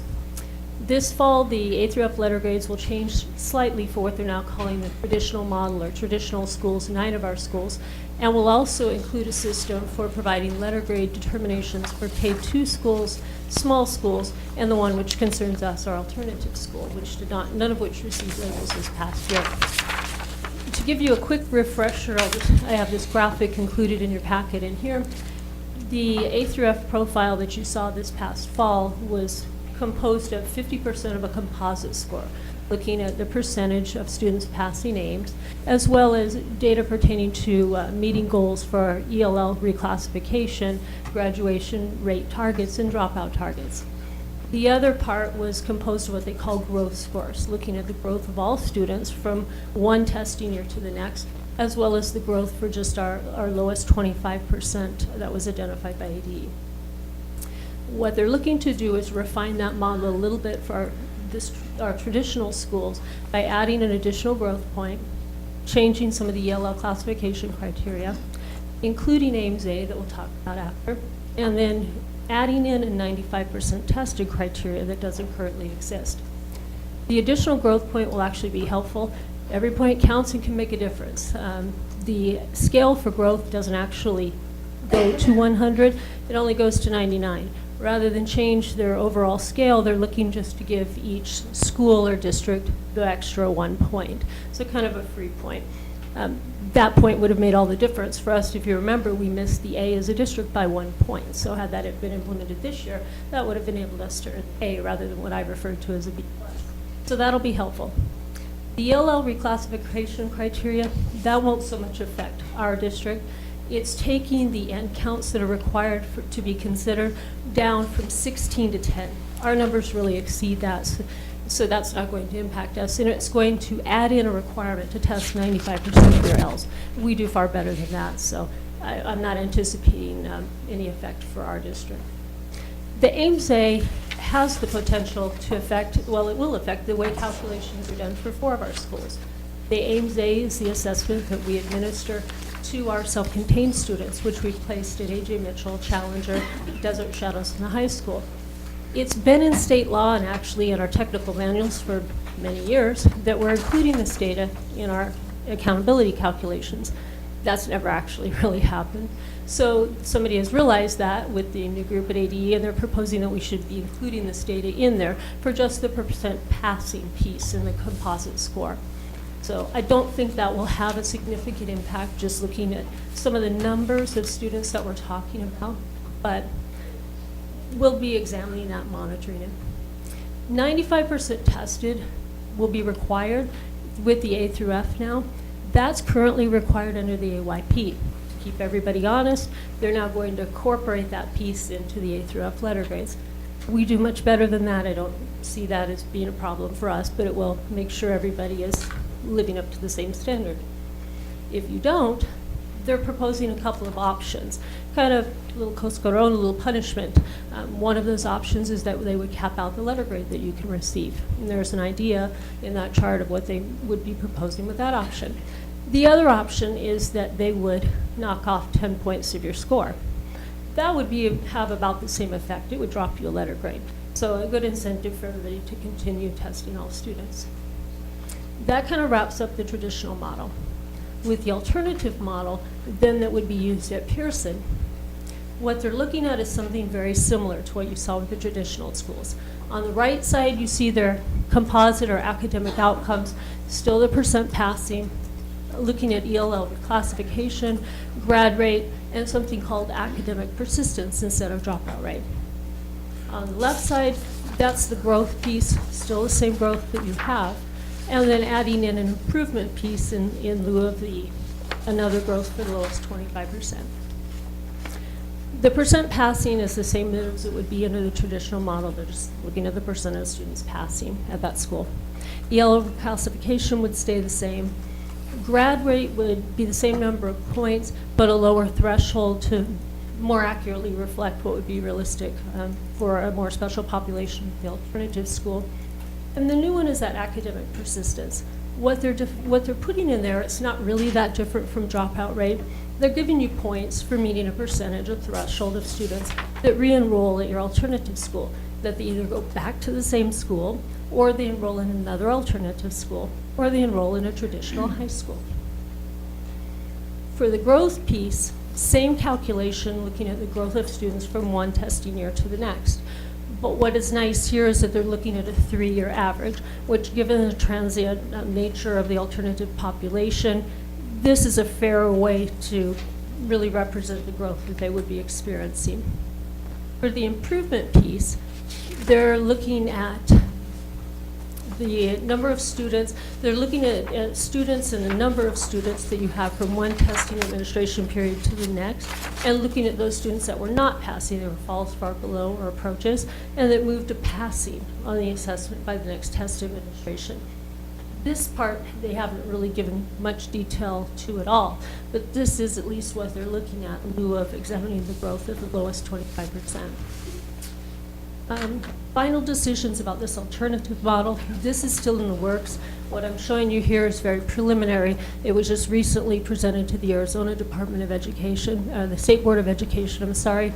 They're still working with the U.S. Department of Education to really nail down the details and finalize how this letter grade will be assigned. In summary, what I would tell you is that there'll be changes to both the traditional and the alternative models. Those really need to be finalized by May, because they're slated to have preliminary letter grades out mid-June with final determinations out about the 3rd week in July.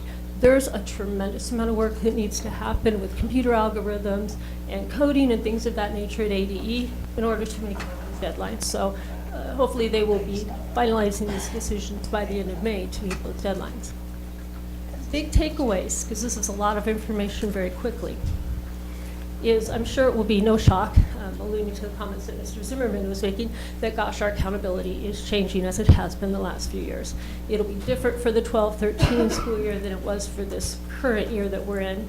The 13-14 will change again, but at least it'll be based on the A through F and won't be down to one system only. And for the 14-15 school year, we'll hopefully still be able to be based upon the A through F system. If not, we'll be under ESEA. I'm waiting to see how that's going to work out, because we have about 35-40 states that are now submitting and having their alternative models like ours approved. At some point, I'm not sure you can bring everybody back to the same page that we've been on with NCLB. So I feel a little bit like this sometimes, but what we do know for certain is that accountability will remain. So the accountability idea that was first incepted with NCLB, that idea is here to stay. What that looks like and the details, those will change just a little bit, but it looks like we're moving towards one system with the A through F accountability. So that was kind of fast, but we wanted to give you, I think I've met my timeline, but we wanted to give you some information about how much in flux things are right now, and how much they're changing between now and the time we meet you again to share out how these labels shake out for us. It's challenging to say the least. So, any questions? Charlotte, any comments? I think the state or the Department of Education could make it any more complicated to understand how we're graded, you know.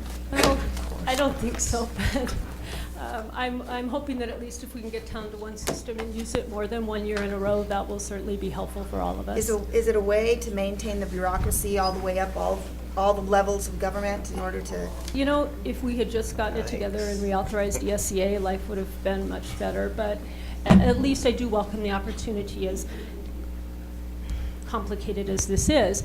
I think it'll be great to move out from under AYP, because at some point we would all be failing. It's just not, it was a great idea, got us started perhaps, but it's certainly not where we want to end up. So this will be at least a nice alternative in the end.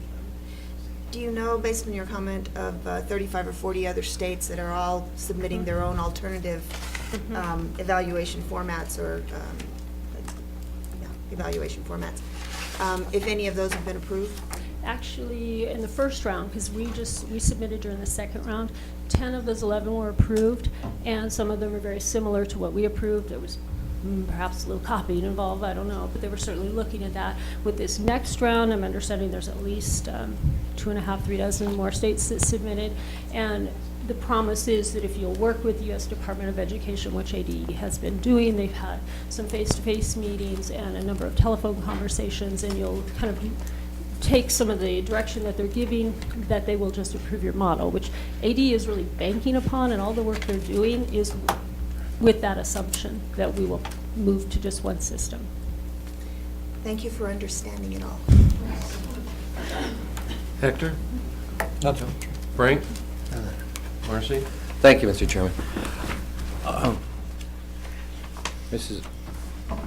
Is these changes going to be that statistically significant that if we're holding principals accountable from one year to the next, and a school who gets an A this year, let's say next year drops to a C, are they going to be able to come and say, well, the data has been changed, there's been technical changes made, and it skewed the results, so you're not judging me from one year to the next year on an equal format? Well, the format won't be equal from year to year. I'm sorry, that's kind of what I'm trying to point out. It won't be for this year when we publish out, the results are published for the 12-13 school year. For the traditional schools, I don't think the changes will really be significant. The following year, there are going to be some more major changes there that we're not even talking about tonight, and that's probably a good thing. But some of the data points there are going to change, and they really haven't done a tremendous amount of work on that yet for me to really be able to tell you in very good detail what those look like. So for this fall, will it look similar? Sure, except for Pearson, which of course is brand new, getting a label. That following year, they're developing a lot of growth to standard and growth to excellent targets, and there hasn't been enough information out from the folks I'm talking to for me to really see how that's going to change the calculations, so I'm not sure on that one. We're looking at the 13-14 school year. Do you think it would be fair then, if we're going to continue to use this word accountability, is it fair then that we can hold principals accountable from this year to next year based on all of these changes? Because I don't want somebody to drop from an A to a C or a D and us explain it that the system has been changed. If there's going to be changes, let's tell the parents now that this accountability really isn't serving its true purpose. You won't see anything that dramatic for moving into the 12-13 school year. They're working hard to make sure it'll be a fair system for 13-14. I just don't know enough about it yet to say, gosh, I'm sure it'll be fair and it'll be a good system. I just don't know yet. But I think it's fair for moving into this next year. Beyond that, gosh, I don't know, a crystal ball won't even help me there. I'm just not sure. They haven't finished some of they're developing new AMOs, introductories, and they just haven't published out anything. Well, I'm glad you're not going to have, the district's not going to have a problem with the end count on the ELLs. That's good to hear, because sometimes they get pushed aside to screw up the data, but I'm glad that everything is with those end counts will be. Well, and I like the 95% test. We do that. We're very ethical, and we care about how our kids do, so we test everyone. But I just want to be sure. I like the reassurance of everybody else will be encouraged. Same standard. If you could just keep us informed on how this is moving along, so I don't want to say we're holding everybody accountable, but for the first 3 years, it's just a trial period. If it's going to be a trial period for the next 3 years, then let us know it's a trial period with all of the changes. It'll keep changing each year for the next 3 years. That I can tell you. Okay. Okay. Mr. Chairman, thank you. Thank you. I have no questions. Consent. Next, item 6, consent agenda. Approval of routine warrants, purchase orders, travel claims, employee leave, and transfer requests, and employee resignations. Any matter on the consent agenda will be removed from the consent agenda and discussed as a regular agenda item upon the request of any board member. A, approval of March 12, 2012 regular board meeting minutes. B, ratification of student activities auxiliary operations vouchers. C, ratification of expense payroll vouchers. D, acceptance of donation from Ruben Reyes. E, 2010-2011 revised school district annual financial report. F, personnel agenda summary. G, renewal of contracts for 2012-2013 school year. H, approval of staff orientation for 2012-2013 school year. I, approval of tax sheltered annuities for 2012-2013 school year. J, approval of Section 125 providers for 2012-2013 school year. K, approval of substitute pay for 2012-2013 school year. L, addenda and temporary position for 2011-2012 school year.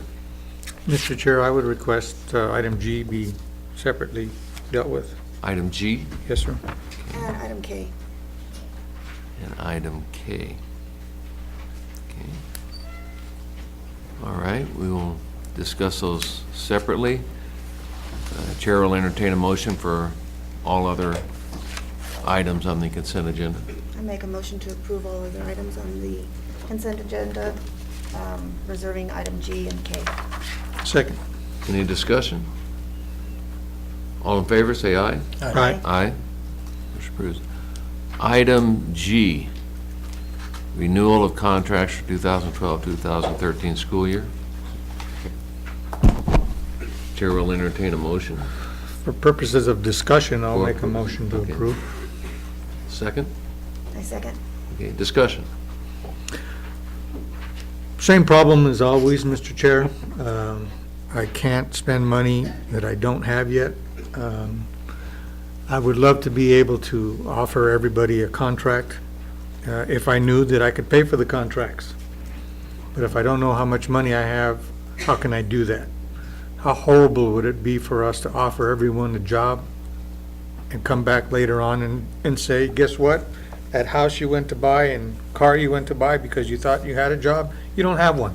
Because we finally got to the real numbers of the budget and we don't have enough money to honor our commitment to you for a contract. That is just not right. So I cannot do it backwards. This has come up before. I've always been consistent in my position in this regard. Until I have a reasonably strong grip on what our finances look like, I know it is difficult for people to wait until that point to know whether or not they'll be offered a contract. But I'd much rather be forward with those folks and say, I'm not going to make you a promise I cannot keep. And therefore, I would be against renewing the contracts at this time until we can have more advancement on our budget discussions. Mr. Chairman, thank you. I too agree with Hector. I don't feel that we're talking about the same thing we talked about last year. But I do wholeheartedly agree with him that we haven't really gotten into our budget financial figures, and there was a presentation on the call to the public asking if we're even going to consider salary increases for our staff, and we've made no commitments or anything, and I don't know if we can make a commitment or anything, but I would prefer to say these are the contracts, this is what we can afford to do before I vote on it. And I do agree with them. I don't want to vote for contracts and then have to come back 30 or 40 days later and say, hey, you know what? We messed up, because that would be naughty on us. So I support Hector completely on this. Thank you, Mr. Chairman. Any other discussion? Should we just withdraw the motion? I'd like to make a comment. Yes, every year we go through this. And I think that, and I want to at least tell you my reasoning for putting it on there. And I know that there's, your points, Mr. Ron, are well taken. I too don't want to offer contracts and find out that we have to riff.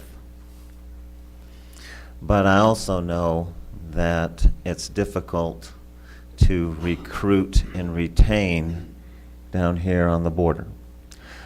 My responsibility, and I said this at every single one of my loop outs, so I'll say it again because it's not, certainly isn't something I'm keeping in secret, is that my responsibility is to make sure that I have the teachers in the classroom. During my loop outs, I made a comment that once individuals were offered contracts, because we also have a history of people who are still looking for jobs maybe closer to where they live. 50% of our teachers don't live in this area. They live in Tucson. They're looking. And what ends up happening is they want to be released from their contract, and then now I have to put long-term subs in there. And then this all snowballs into what's best for the classroom, the effectiveness of the teacher within that classroom, because there are other districts who are taking these teachers. My responsibility is just to be able to make sure that there's going to be some teachers in those classrooms. And I think the longer that we wait, the more difficult that becomes. And what we have done in the past is we have cut $8.5 million out of this budget in the last 4 years, and we've done it through the attrition rate. Yes, we have 31 positions posted. We don't know exactly who would even sign their contracts, but that's the way that we've been able to deal with it. We can give raises. The same comment that I made about transportation, I can say the same thing about teacher contracts. We can give raises, but there will be a give and take, and there will also be some opposition to that, which means that if we wanted to increase classroom sizes from 24-1 to 28-1 or 30-1 and reduce the amount, or even do some reductions in the classified ranks, because I think Carla did a very nice job presenting at the last meeting how we came up with that $8.5 million and where that money came from, which was largely on the backs of the certificated. There hasn't been much reduction because our classified tend to stay here. And I understand, administration will certainly respect what your decision is, and we certainly will come back at the next board meeting with another budget report, which is what we plan to do. But I want you to know that for me, it is important to be able to offer contracts, and if I need to, which we haven't had to do since I've been here, even during all these economical tough times we've had, we have not had to riff anybody. We've done it through smart analysis of the budget, but my responsibility is to the students first and the employees second. Any more discussion? Just a comment, Superintendent Zimmerman.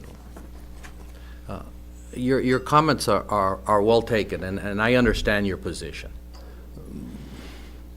But I respect it. Hector's comments kind of outweigh yours, but it isn't anything being critical of you or anything. I understand what you're trying to do, but the bottom line for the finances is the 5 people up here. We will certainly respect your vote. We respect that your position is to keep our kids with teachers and keep the education flowing, but our responsibility is to make sure we can pay those teachers. That's right. And not make a commitment that we might have to withdraw. And just recall that the statute that changed a couple years ago, that we can riff, that it was, I think it was Senate Bill 2106 at that time, that allows us to riff if we needed to, because the reason why they put that in, the reason they put that in effect, if you recall, is because the legislative session was going so much longer. And we had to offer contracts before April 15th at that time. No longer is that the case. So, but I certainly do respect your comments and whatever you vote. And we'll move forward with the budget presentation this next month. Any more discussion? Just quickly, Mr. Chair, yeah, I want to move it forward quickly. I'm willing to do a special meeting. I want to get it done. I want to retain the folks that we have. It's not about that for me at all. And I did mention this before, that we as a board have received this, and I've mentioned it, that we've got an Auditor General's report about the fact that we have severely on a comparable basis, we're severely overspent in administration and support service. And I feel like we need to address that before we do anything with contracts as well. Because otherwise, I don't want to ignore the Auditor General's report and say, well, geez, doesn't matter what they might be telling me and providing on a comparable basis. I don't want to do that either. I want to address it. They may be wrong, but I need to know that that's the case. Thank you, Mr. Chair. Anyone else? No, Mr. Chairman, I think that's all, but I still want to, once again, when we get into the budget discussions and talking about this agenda item of the contracts, I would still also, in conjunction with the Auditor General's report, want to know about those individuals whose salaries were lowered to balance the budget, what we're going to do to get them back up. You're referring to the 12 to 11 and a half, 11 month? No, not that. I'm sorry. It's the workers, 2 or 3 years ago, where you had, the budget had to be reduced and some people took a pay and salary cut. And they're still been down there. Even though we went through those federal funds and gave everybody an increase, we got $70,000 to make sure everything was fair, but we haven't brought these people up to where they should be.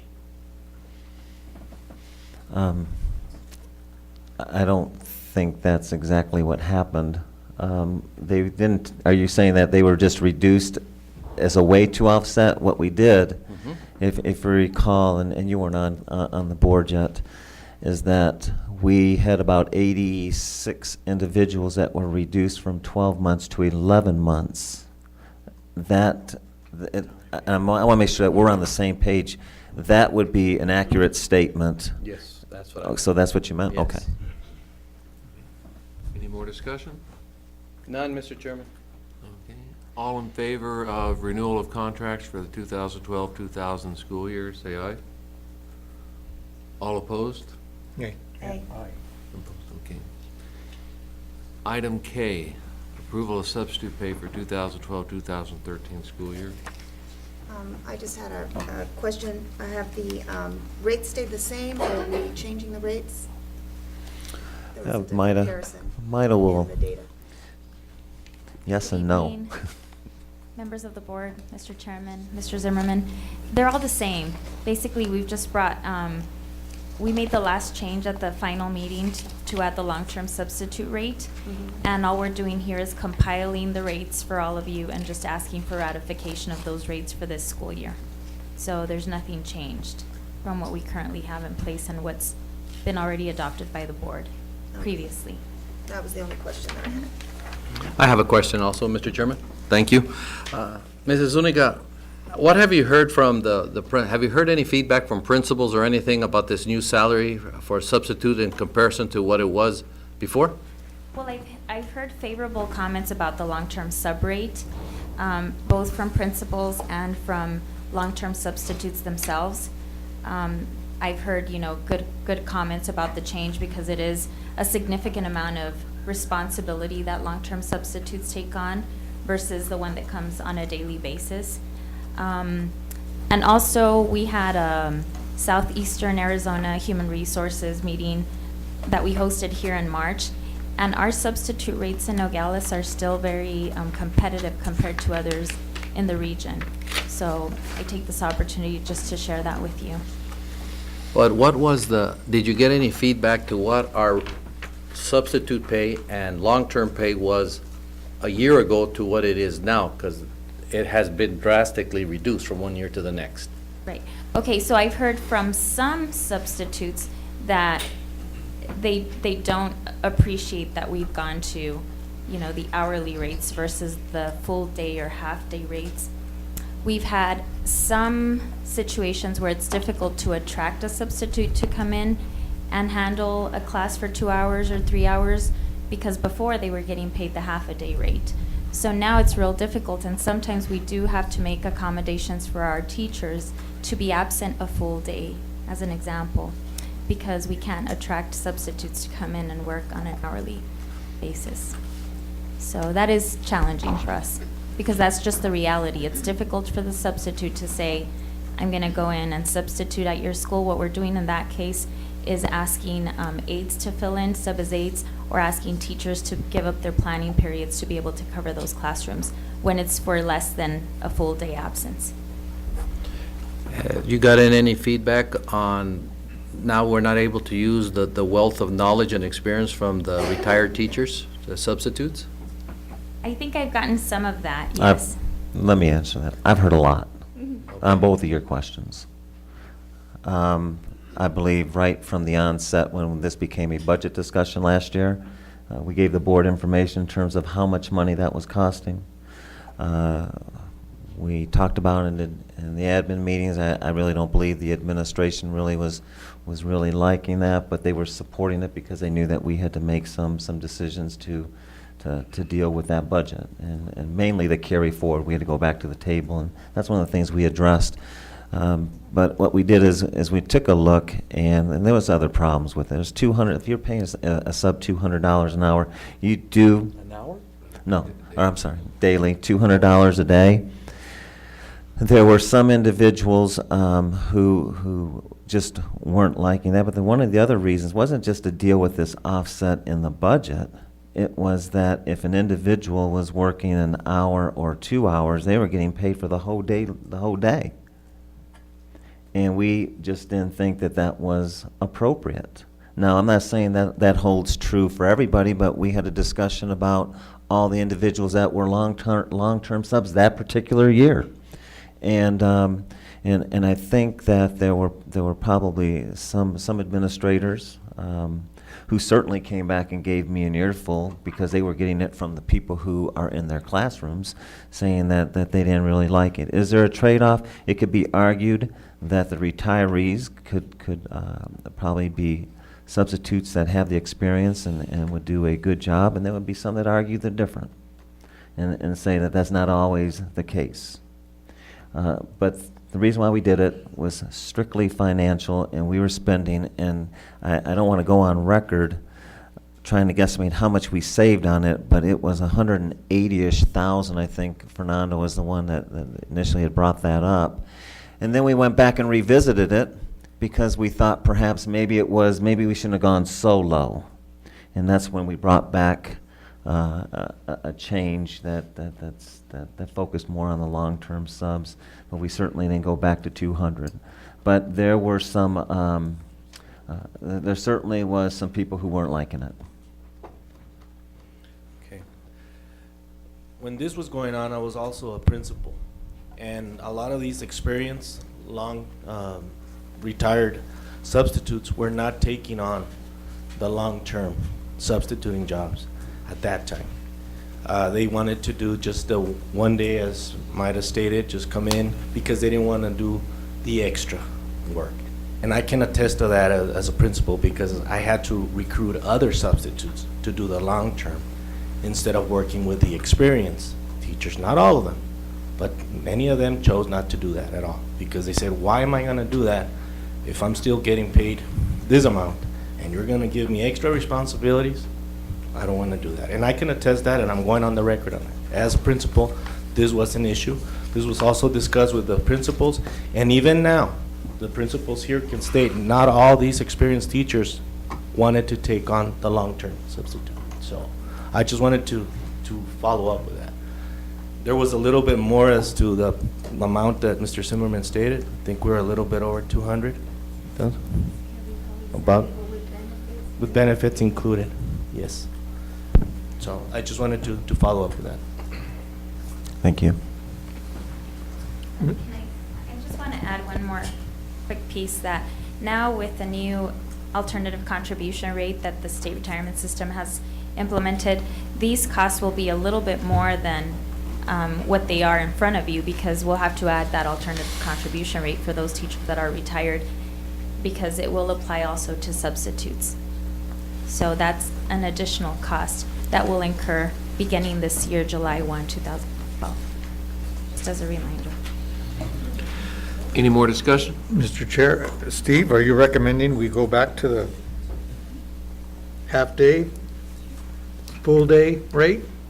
I am not. And get away from the hourly? I prefer to stay at the hourly rate. You do? Yes. Okay. That's all I have, Mr. Chairman. Any more discussion? All in favor of approval of substitute pay for 2012-2013 Mr. Chairman? school year? I don't think anybody made a Oh. motion. That's right, I'm sorry, you're right. I'll make the motion to, I make a motion to approve the substitute pay for the 2012-13 school year as recommended by the superintendent of schools. I second. Any more discussion? All in favor? Aye. Aye. Motion passes. Item 7, executive session. Chair will entertain a motion to go to executive session. So moved. So moved. I second. All in favor? Aye. Aye.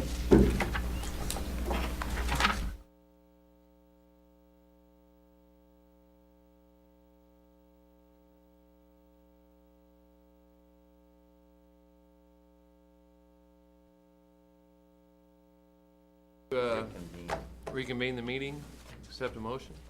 I make a motion to reconvene the meeting from executive session. Second? Second. All in favor? Aye. Aye.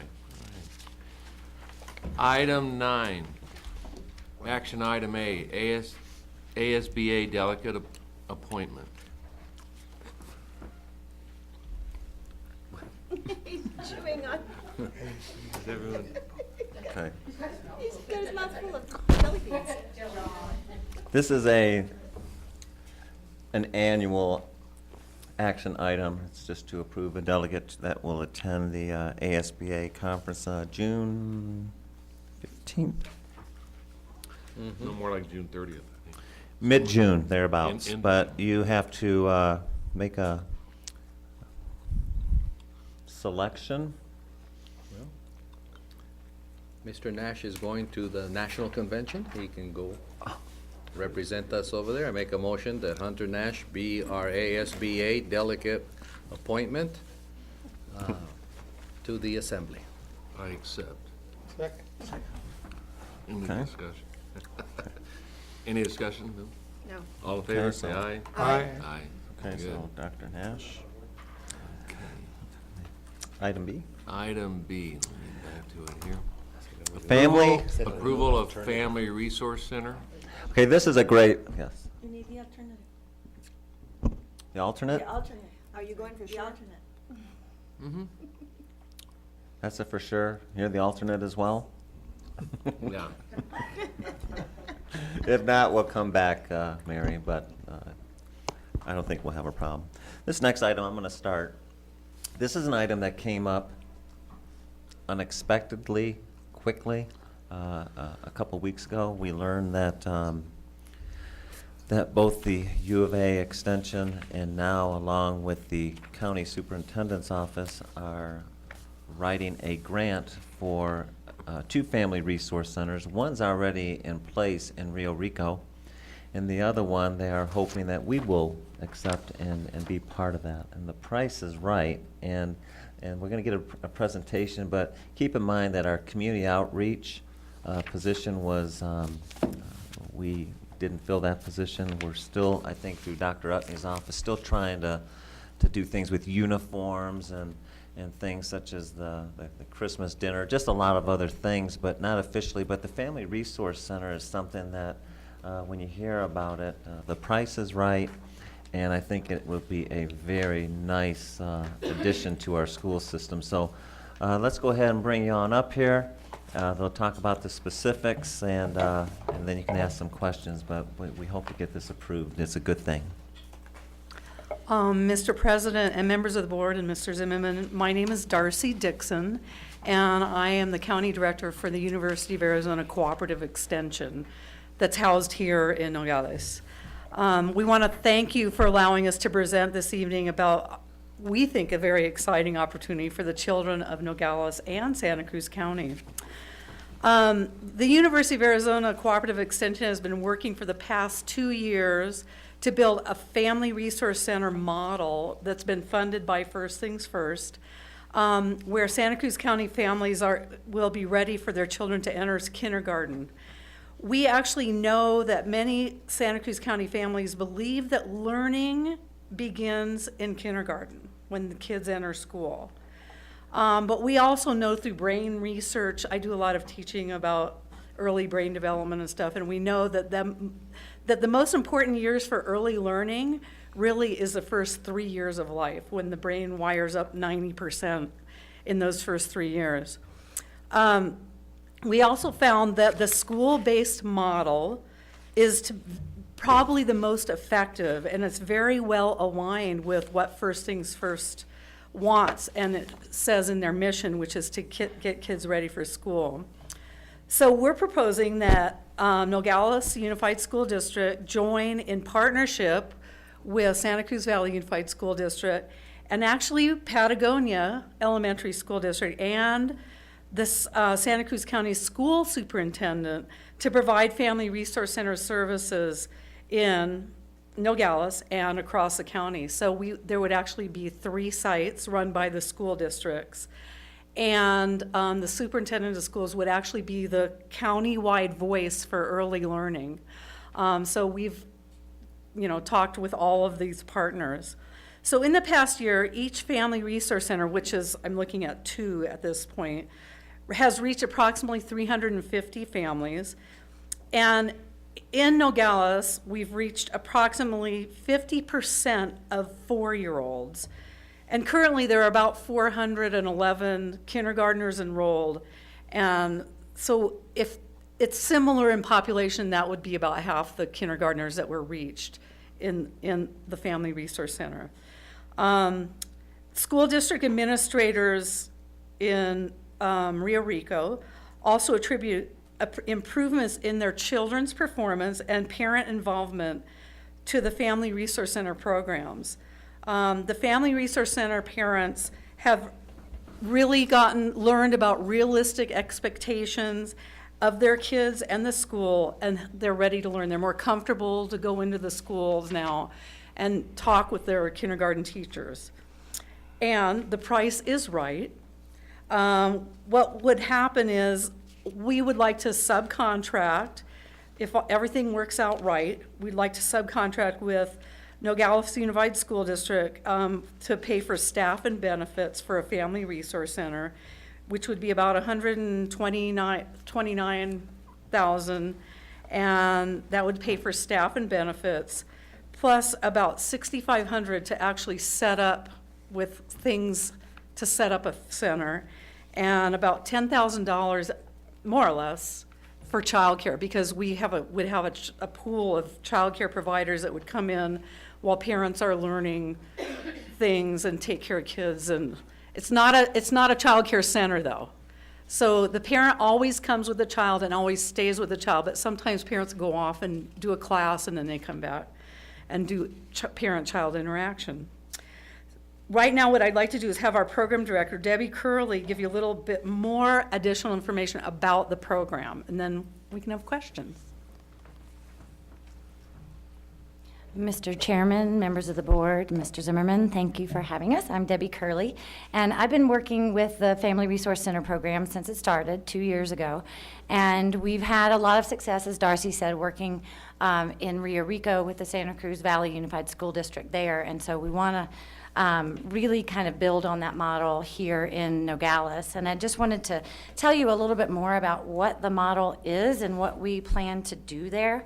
And over the past couple of years, we've really been able to sharpen what that model does. And we have certainly found that the families here, some of them don't want to focus on their child's early childhood education because they think it starts in school. And another angle to that is that they have other very pressing issues going on in their lives. And families are trying to meet their basic needs.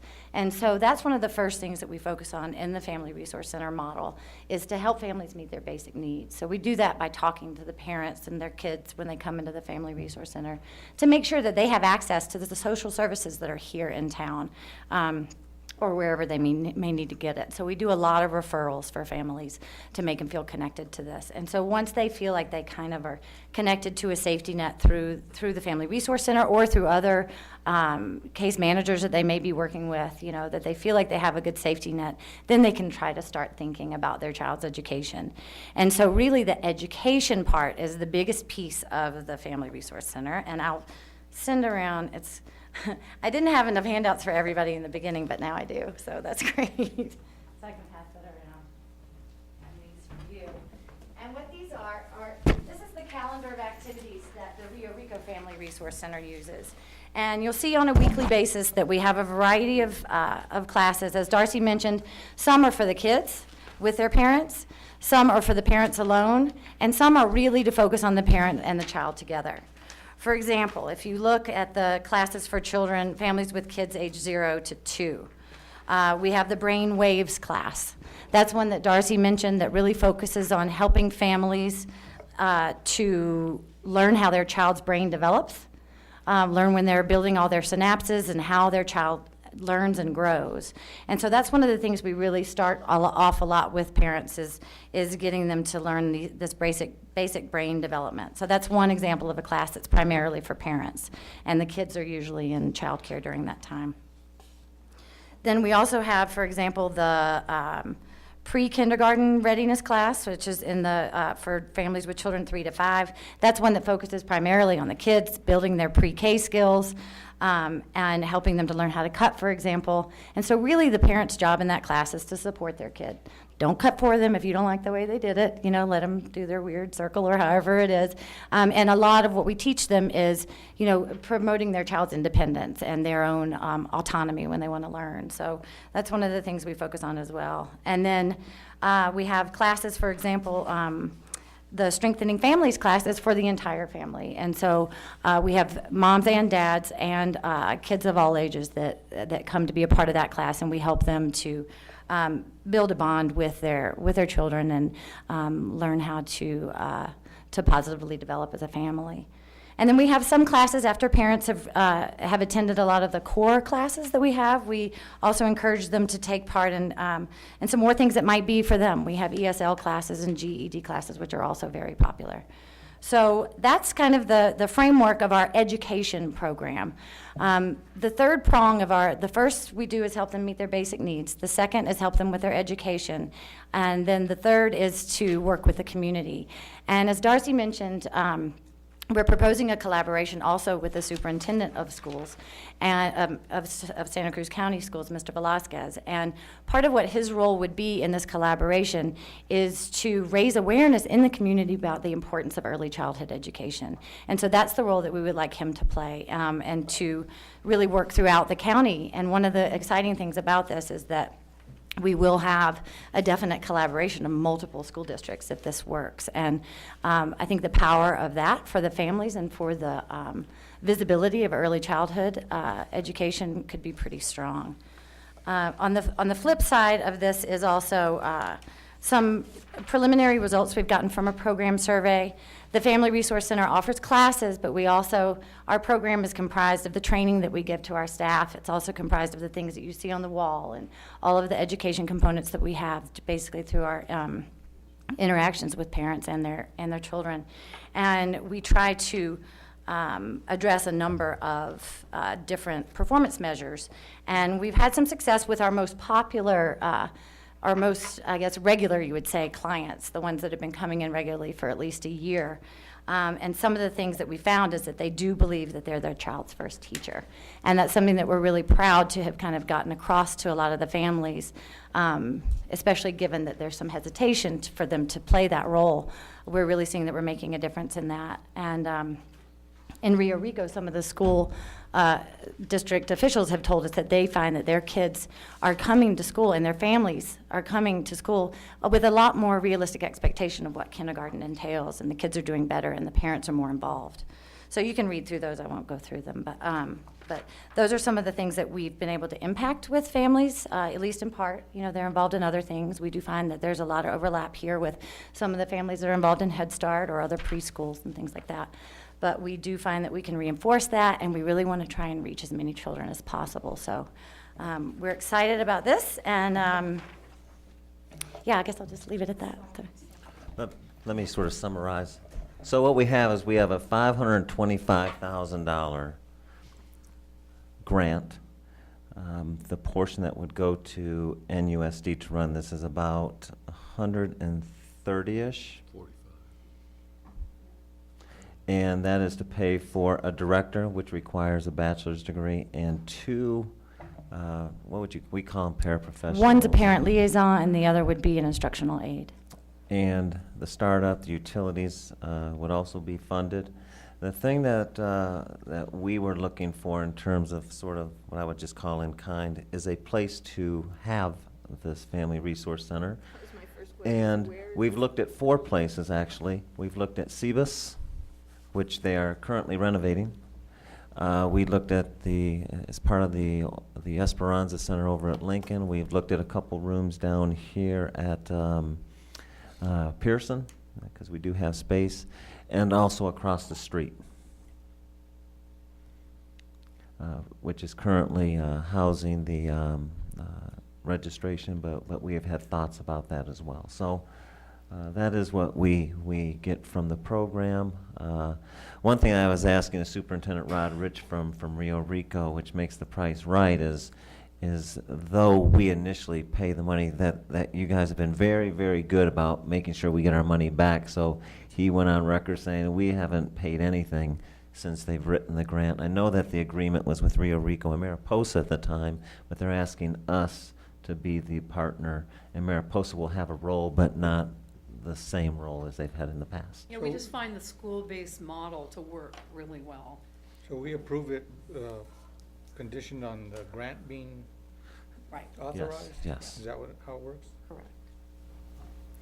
And you're indicating that the minimal cost is going to be reimbursed to the district? It is. Uh-huh. So there is no cost then, based on what the Santa Cruz Valley is experiencing right now, there is no cost. There's been none. I had actually had a meeting with the superintendent. Actually, we've had a couple meetings, but that was confirmed. And if there was going to be a problem, then we'd be back at the table because I'm on the advisory board. So, if this is passed. Well, I like this program a lot, and I think, and I've met parents at the Rio Rico Center that have spoken very highly of the benefits for their kids on this. And I'm very supportive of this. The more that we can help, it's just like giving the kids golf lessons or a little Pop Warner football. The better they are as they move along. When they get to kindergarten, they're ready to go. The only concern that I had is if it's going to cost us $130,000 or $40,000 and we're not giving our teachers or staff any raises right now, as long as you're saying that it's going to come back, I don't have, then that alleviates that concern that I have with that. And that's part of our contract with these folks is that if it was going to even cost us $130,000, I wouldn't be sitting here having this item on the agenda. Well, I'm all in favor. And who funds the grant? The University of Arizona? First things first. Oh, So first things first makes the grant to the University of Arizona, and we administer the grant and subcontract with School District 35, would be you all, and Patagonia Elementary School District, and also partially to the superintendent of schools as well. So we administer it, and we do the strategic planning and evaluation for it. And then the staff that run all of the centers would be, for example, staff of NUSD. Mr. Chair, I would move to approve our participation in this program conditioned on the funding being obtained as discussed. Frank, second. Any more discussion? All in favor, say aye. Aye. Aye. Motion Go for it. carries. Thank you. Thank you. Thank you. Thanks for being here. Thanks. Next item. Okay, next item, action item C, special kindergarten waiver. Have Dr. Utney take this. This is exactly how it's worded, is that we have a student who will not meet the age requirement. However, through some testing and dialogue with the parents, we feel confident that this student will be able to be ready for kindergarten. Dr. Utney, what do we need to know in addition to that? Other than what's in your agenda item, there isn't much to say. Parent has asked us in writing to allow the extension of that board policy. Board policy is very clear that it's up to the school board to admit the child early. Parent is very aware that if there's any small chance the child is not ready for kindergarten the following year, when their age cohort would normally be coming, that they would pay tuition. And they came into the meeting with Mr. Zimmerman and myself, knowing that that was possible. So the parents are very prepared and want their child to enroll in school early. And our recommendation is that you approve that exception. Was it explained, can I speak? Was it explained, because it's not so much the starting school early and being prepared in kinder, it's once they get into junior high and high school, where the maturity level, not so much the maturity level, but the environment for that child may be a little more advanced than their specific maturity level can handle. Yep. I've had, I know of several instances where we've allowed children throughout the years to enter enter kindergarten early, and by the time they get to high school, we're holding them back. Not so much because of education, they can't just grasp everything. Right. It's they don't really fit in with the group that they've been with. Right, they don't fit socially, they don't. Their skills are not as Right. prepared. Right, we talked about all the physical. I've met with a parent many times. We've met in my office. There's a family portrait there, and I offer a family friend as an example of somebody that was 1 year behind the rest of his classmates. It just barely made the cutoff, and I always offer that example. Everybody else was driving and he wasn't. Everybody else turned 21 and he wasn't. Everybody else was this and he wasn't, and how that affected him. And I've known the young man for more than 15 years now. Parents ready to accept that. We talked about the dangers of retention in the years to come. Parents ready to accept that also. So, Mr. Chairman, so you're saying in the new wording then, that instead of meeting the September 1st criteria, they have to meet the January 1st criteria? It's both. It's dual. It's dual in the law and in policy, that you either obtain your turn 5 before September 1, Okay. or the January 31st. So there is that window in there that the school board has to operate within. Is it the January 31st or January the 1st? Because here it says January the 1st. First, I believe. Oh, because I thought I heard you say 30. First. First, okay. So that's what basically we're changing. So if my son is born on October the 1st, he could be. We're not changing anything. Not changing policy. We're asking for an exemption. For a waiver, an exemption. For one student. For one child. Oh, no. We make policy statements not for individuals. We make policy statements for everybody. If anybody wants to come over and do this, then we have to deal with this. I brought this up last year for a parent that wanted, and you said flatly no. Well, And I've gone over the research, and I've seen kids who have gone in after that had got the waiver before because of testing, and they've excelled all the way through. Right. But I'm not, policies, when you ask us for policies, they're supposed to be made for everybody, not for individuals. We're not asking you to change board policy. We're not asking you to change state law. We've had a parent request that For the a waiver. board waive the policy in this one case. And the student is only 1 month behind that date, and Yeah, but the kid 26 days. the one that I brought up last year was only a couple of days after. Right, And it was when said no. Nobody it- told them about a waiver or anything like that. I talk to parents about the waivers. If they've come to me, and I've had several conversations with parents in my office, and say that should there be the chance that your child is not ready at the end of the year, you'd either have to keep them home or pay tuition. And it's at that point they say, thank you, we'll come see you in a year. Well, I'm just not in, But I've had nobody put in writing to the superintendent and to the school board that they wanted an exemption and wanted a waiver of the policy. well, we're gonna make policies, Superintendent, the policies should be But- equal for everybody. Everybody has equal opportunity instead of just coming up here like that. However, if I recall, it's not my strongest mindset isn't in this part of the statute, but this is cross-referenced with statute. Correct. So they have a legal right to come in and make this request. The only thing is that the state keeps us mindful is that you're only getting funding for kindergarten for 1 year. So this student will get funding this year. If for some reason it doesn't work out and he goes to kindergarten again, then they will have to pay tuition for that student. That's the only thing that they have in the statute. I recall reading it, actually I think I read it when you brought it up. And since I've been here, other than you bringing it up that one time and this coming up just a month or so ago, I have never, personally, I've never heard any requests come to, I don't think Mr. McCullough did either, but I've never had any requests. Maybe there's people out there wondering if they could.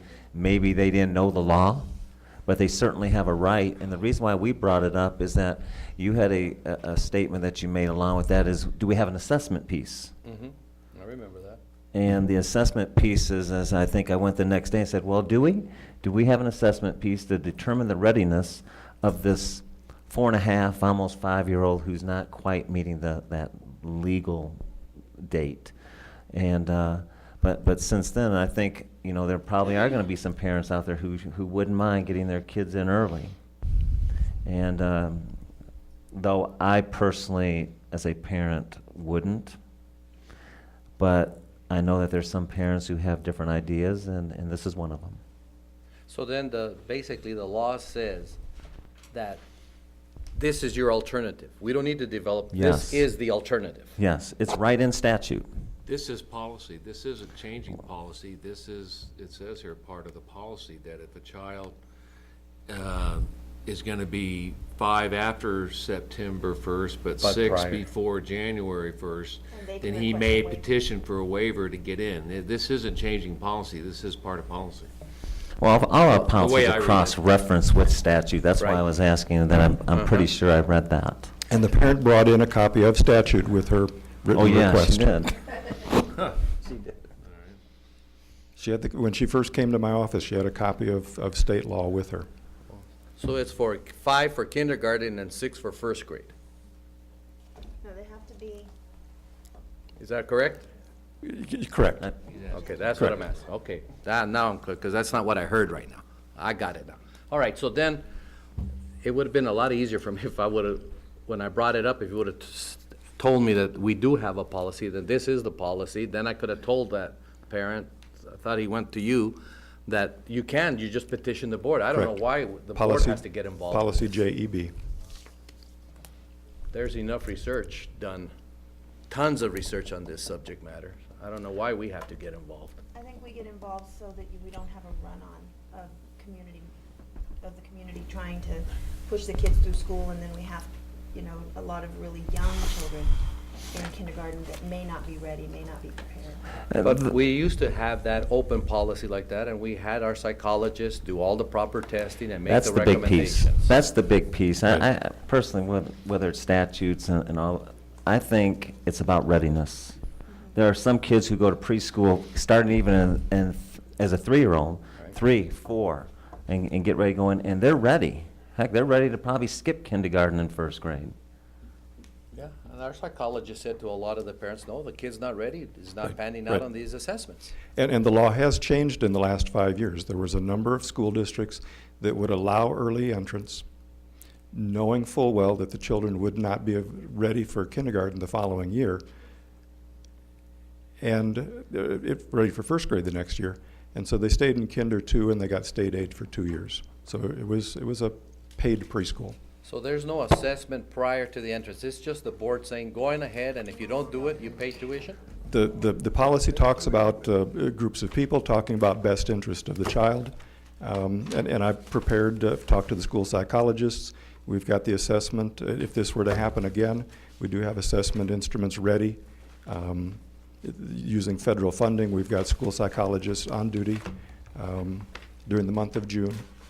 And so we'd be prepared in the future to provide some sort of a developmental screening for any other child. It's just that in this particular case, that had already been provided for us by our own staff.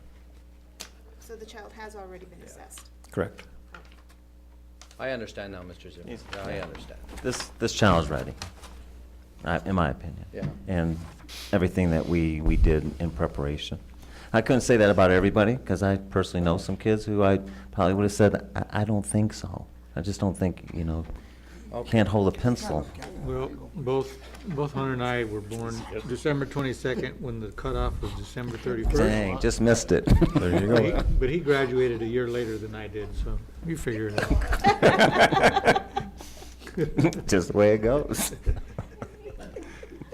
Mr. Chairman, I make a motion that the exam entrance requirement for this individual student for admission to kindergarten, with this policy statement, be passed and adopted as presented. Is there a second? I'd second that, but But I don't know that that's what we're. we know we approving here. need to include, I think, the idea or the concept that if they have to repeat, they agree to pay the tuition. Yes. Correct. Is that not assumed in this policy? Is that part of this policy? Actually, I believe It's part of law. I think that's part of law as well. And I Okay, think so that's it's the main piece. cross-referenced, like you said, the Yes. law Correct. with the policy, so it's Correct. implied. Even that one piece, it's not implied, it's in Correct. that piece. I don't have That's- it that's- memorized. Add them to that. Okay. Mhm. All right. That's written in That's law. what I said. Then I second. Any further discussion? All in favor, say aye. Aye. Opposed? Very Motion good. carries. We'll notify the family. Thank you. Thanks, Dr. Utley. Action item D, superintendent contract. Mr. Chairman? I'm, Contract? contract, I would yeah. make, I would move that we offer Mr. Zimmerman a 2-year contract as presented in the form presented to us in executive session. That's my motion. Any second? I'd like to second that motion. Any discussion? Charlotte? No. Welcome aboard. Hector? I have all the confidence that Steve will do a good job, and that's why I'm willing to offer him this 2-year position. Frank? Thank you. I'm for it. Marcy? One of my concerns, well, from the inception of going to a 2-year contract was what happens when we have a school that's an A and the school goes down to a C or a D. And then when I was listening with Mrs. Cantu's presentation, which was very enlightening for me, because I wouldn't support this unless this was in the contract itself. And when Ms. Cantu brought out that in the next 3 years, the data, whether it be technical or whether it be in debt, is going to change. And we don't know the reliability of the data from 1 year to the next. And I don't want to hold an individual responsible or accountable for something if we have people at the Department of Education who are consistently changing the criteria for achieving a letter grade to determine whether you are educationally accountable. And that's what the state legislature wants. They want more accountability, which I don't think there is one principal or one district administrator that's going to shy away from that responsibility. The concern that I'd have is when you start changing the criteria, when we start changing the benchmarks during the year, from year to year, from what Mrs. Cantu has stated, possibly the next 2 or 3 years. So I don't think that what I was holding to, could I justify holding the superintendent to that if it's not going to be a consistent factor? If you would have said, this is the way it is, and this is the way it's going to be, then I would argue to have that clause put into the contract. Otherwise, I would concur that I don't have a problem. I encourage, based on what I have seen in my dialogues with the superintendent, and his great emphasis on academics. But I just want to make sure that the superintendent, and for that matter should always be held to what the state says is accountable. But as long as the state is going to be moving the benchmark, we don't know where to shoot for, it'll be very difficult. So with that, Mr. Chairman, I want the public, the community to know that I cast an aye vote. Thank you. Any more discussion? All in favor, say aye. Aye. Carries unanimously. Item 10, Governing Board Future Requests. Charlotte? Not at this time. Hector? Mr. Chair, just that we promptly bring the discussion about the budget forward so we can get these contracts approved as promptly as possible. Frank? Marcy? No, the only thing is, Mr. Chairman, I'd just like to have a presentation done on how many, based on a comment that I heard on the call to the public, how many long-term substitutes are we using this year instead of having regular teachers in the classroom? And I'd like to see a comparison for the last 3 years of that. If you could, Superintendent, there could be a presentation on that. That's all, Mr. Chairman, thank you. Chair will entertain a motion to adjourn. So moved. Second. All in favor, say aye. Right? Hector? Yeah, Bambi.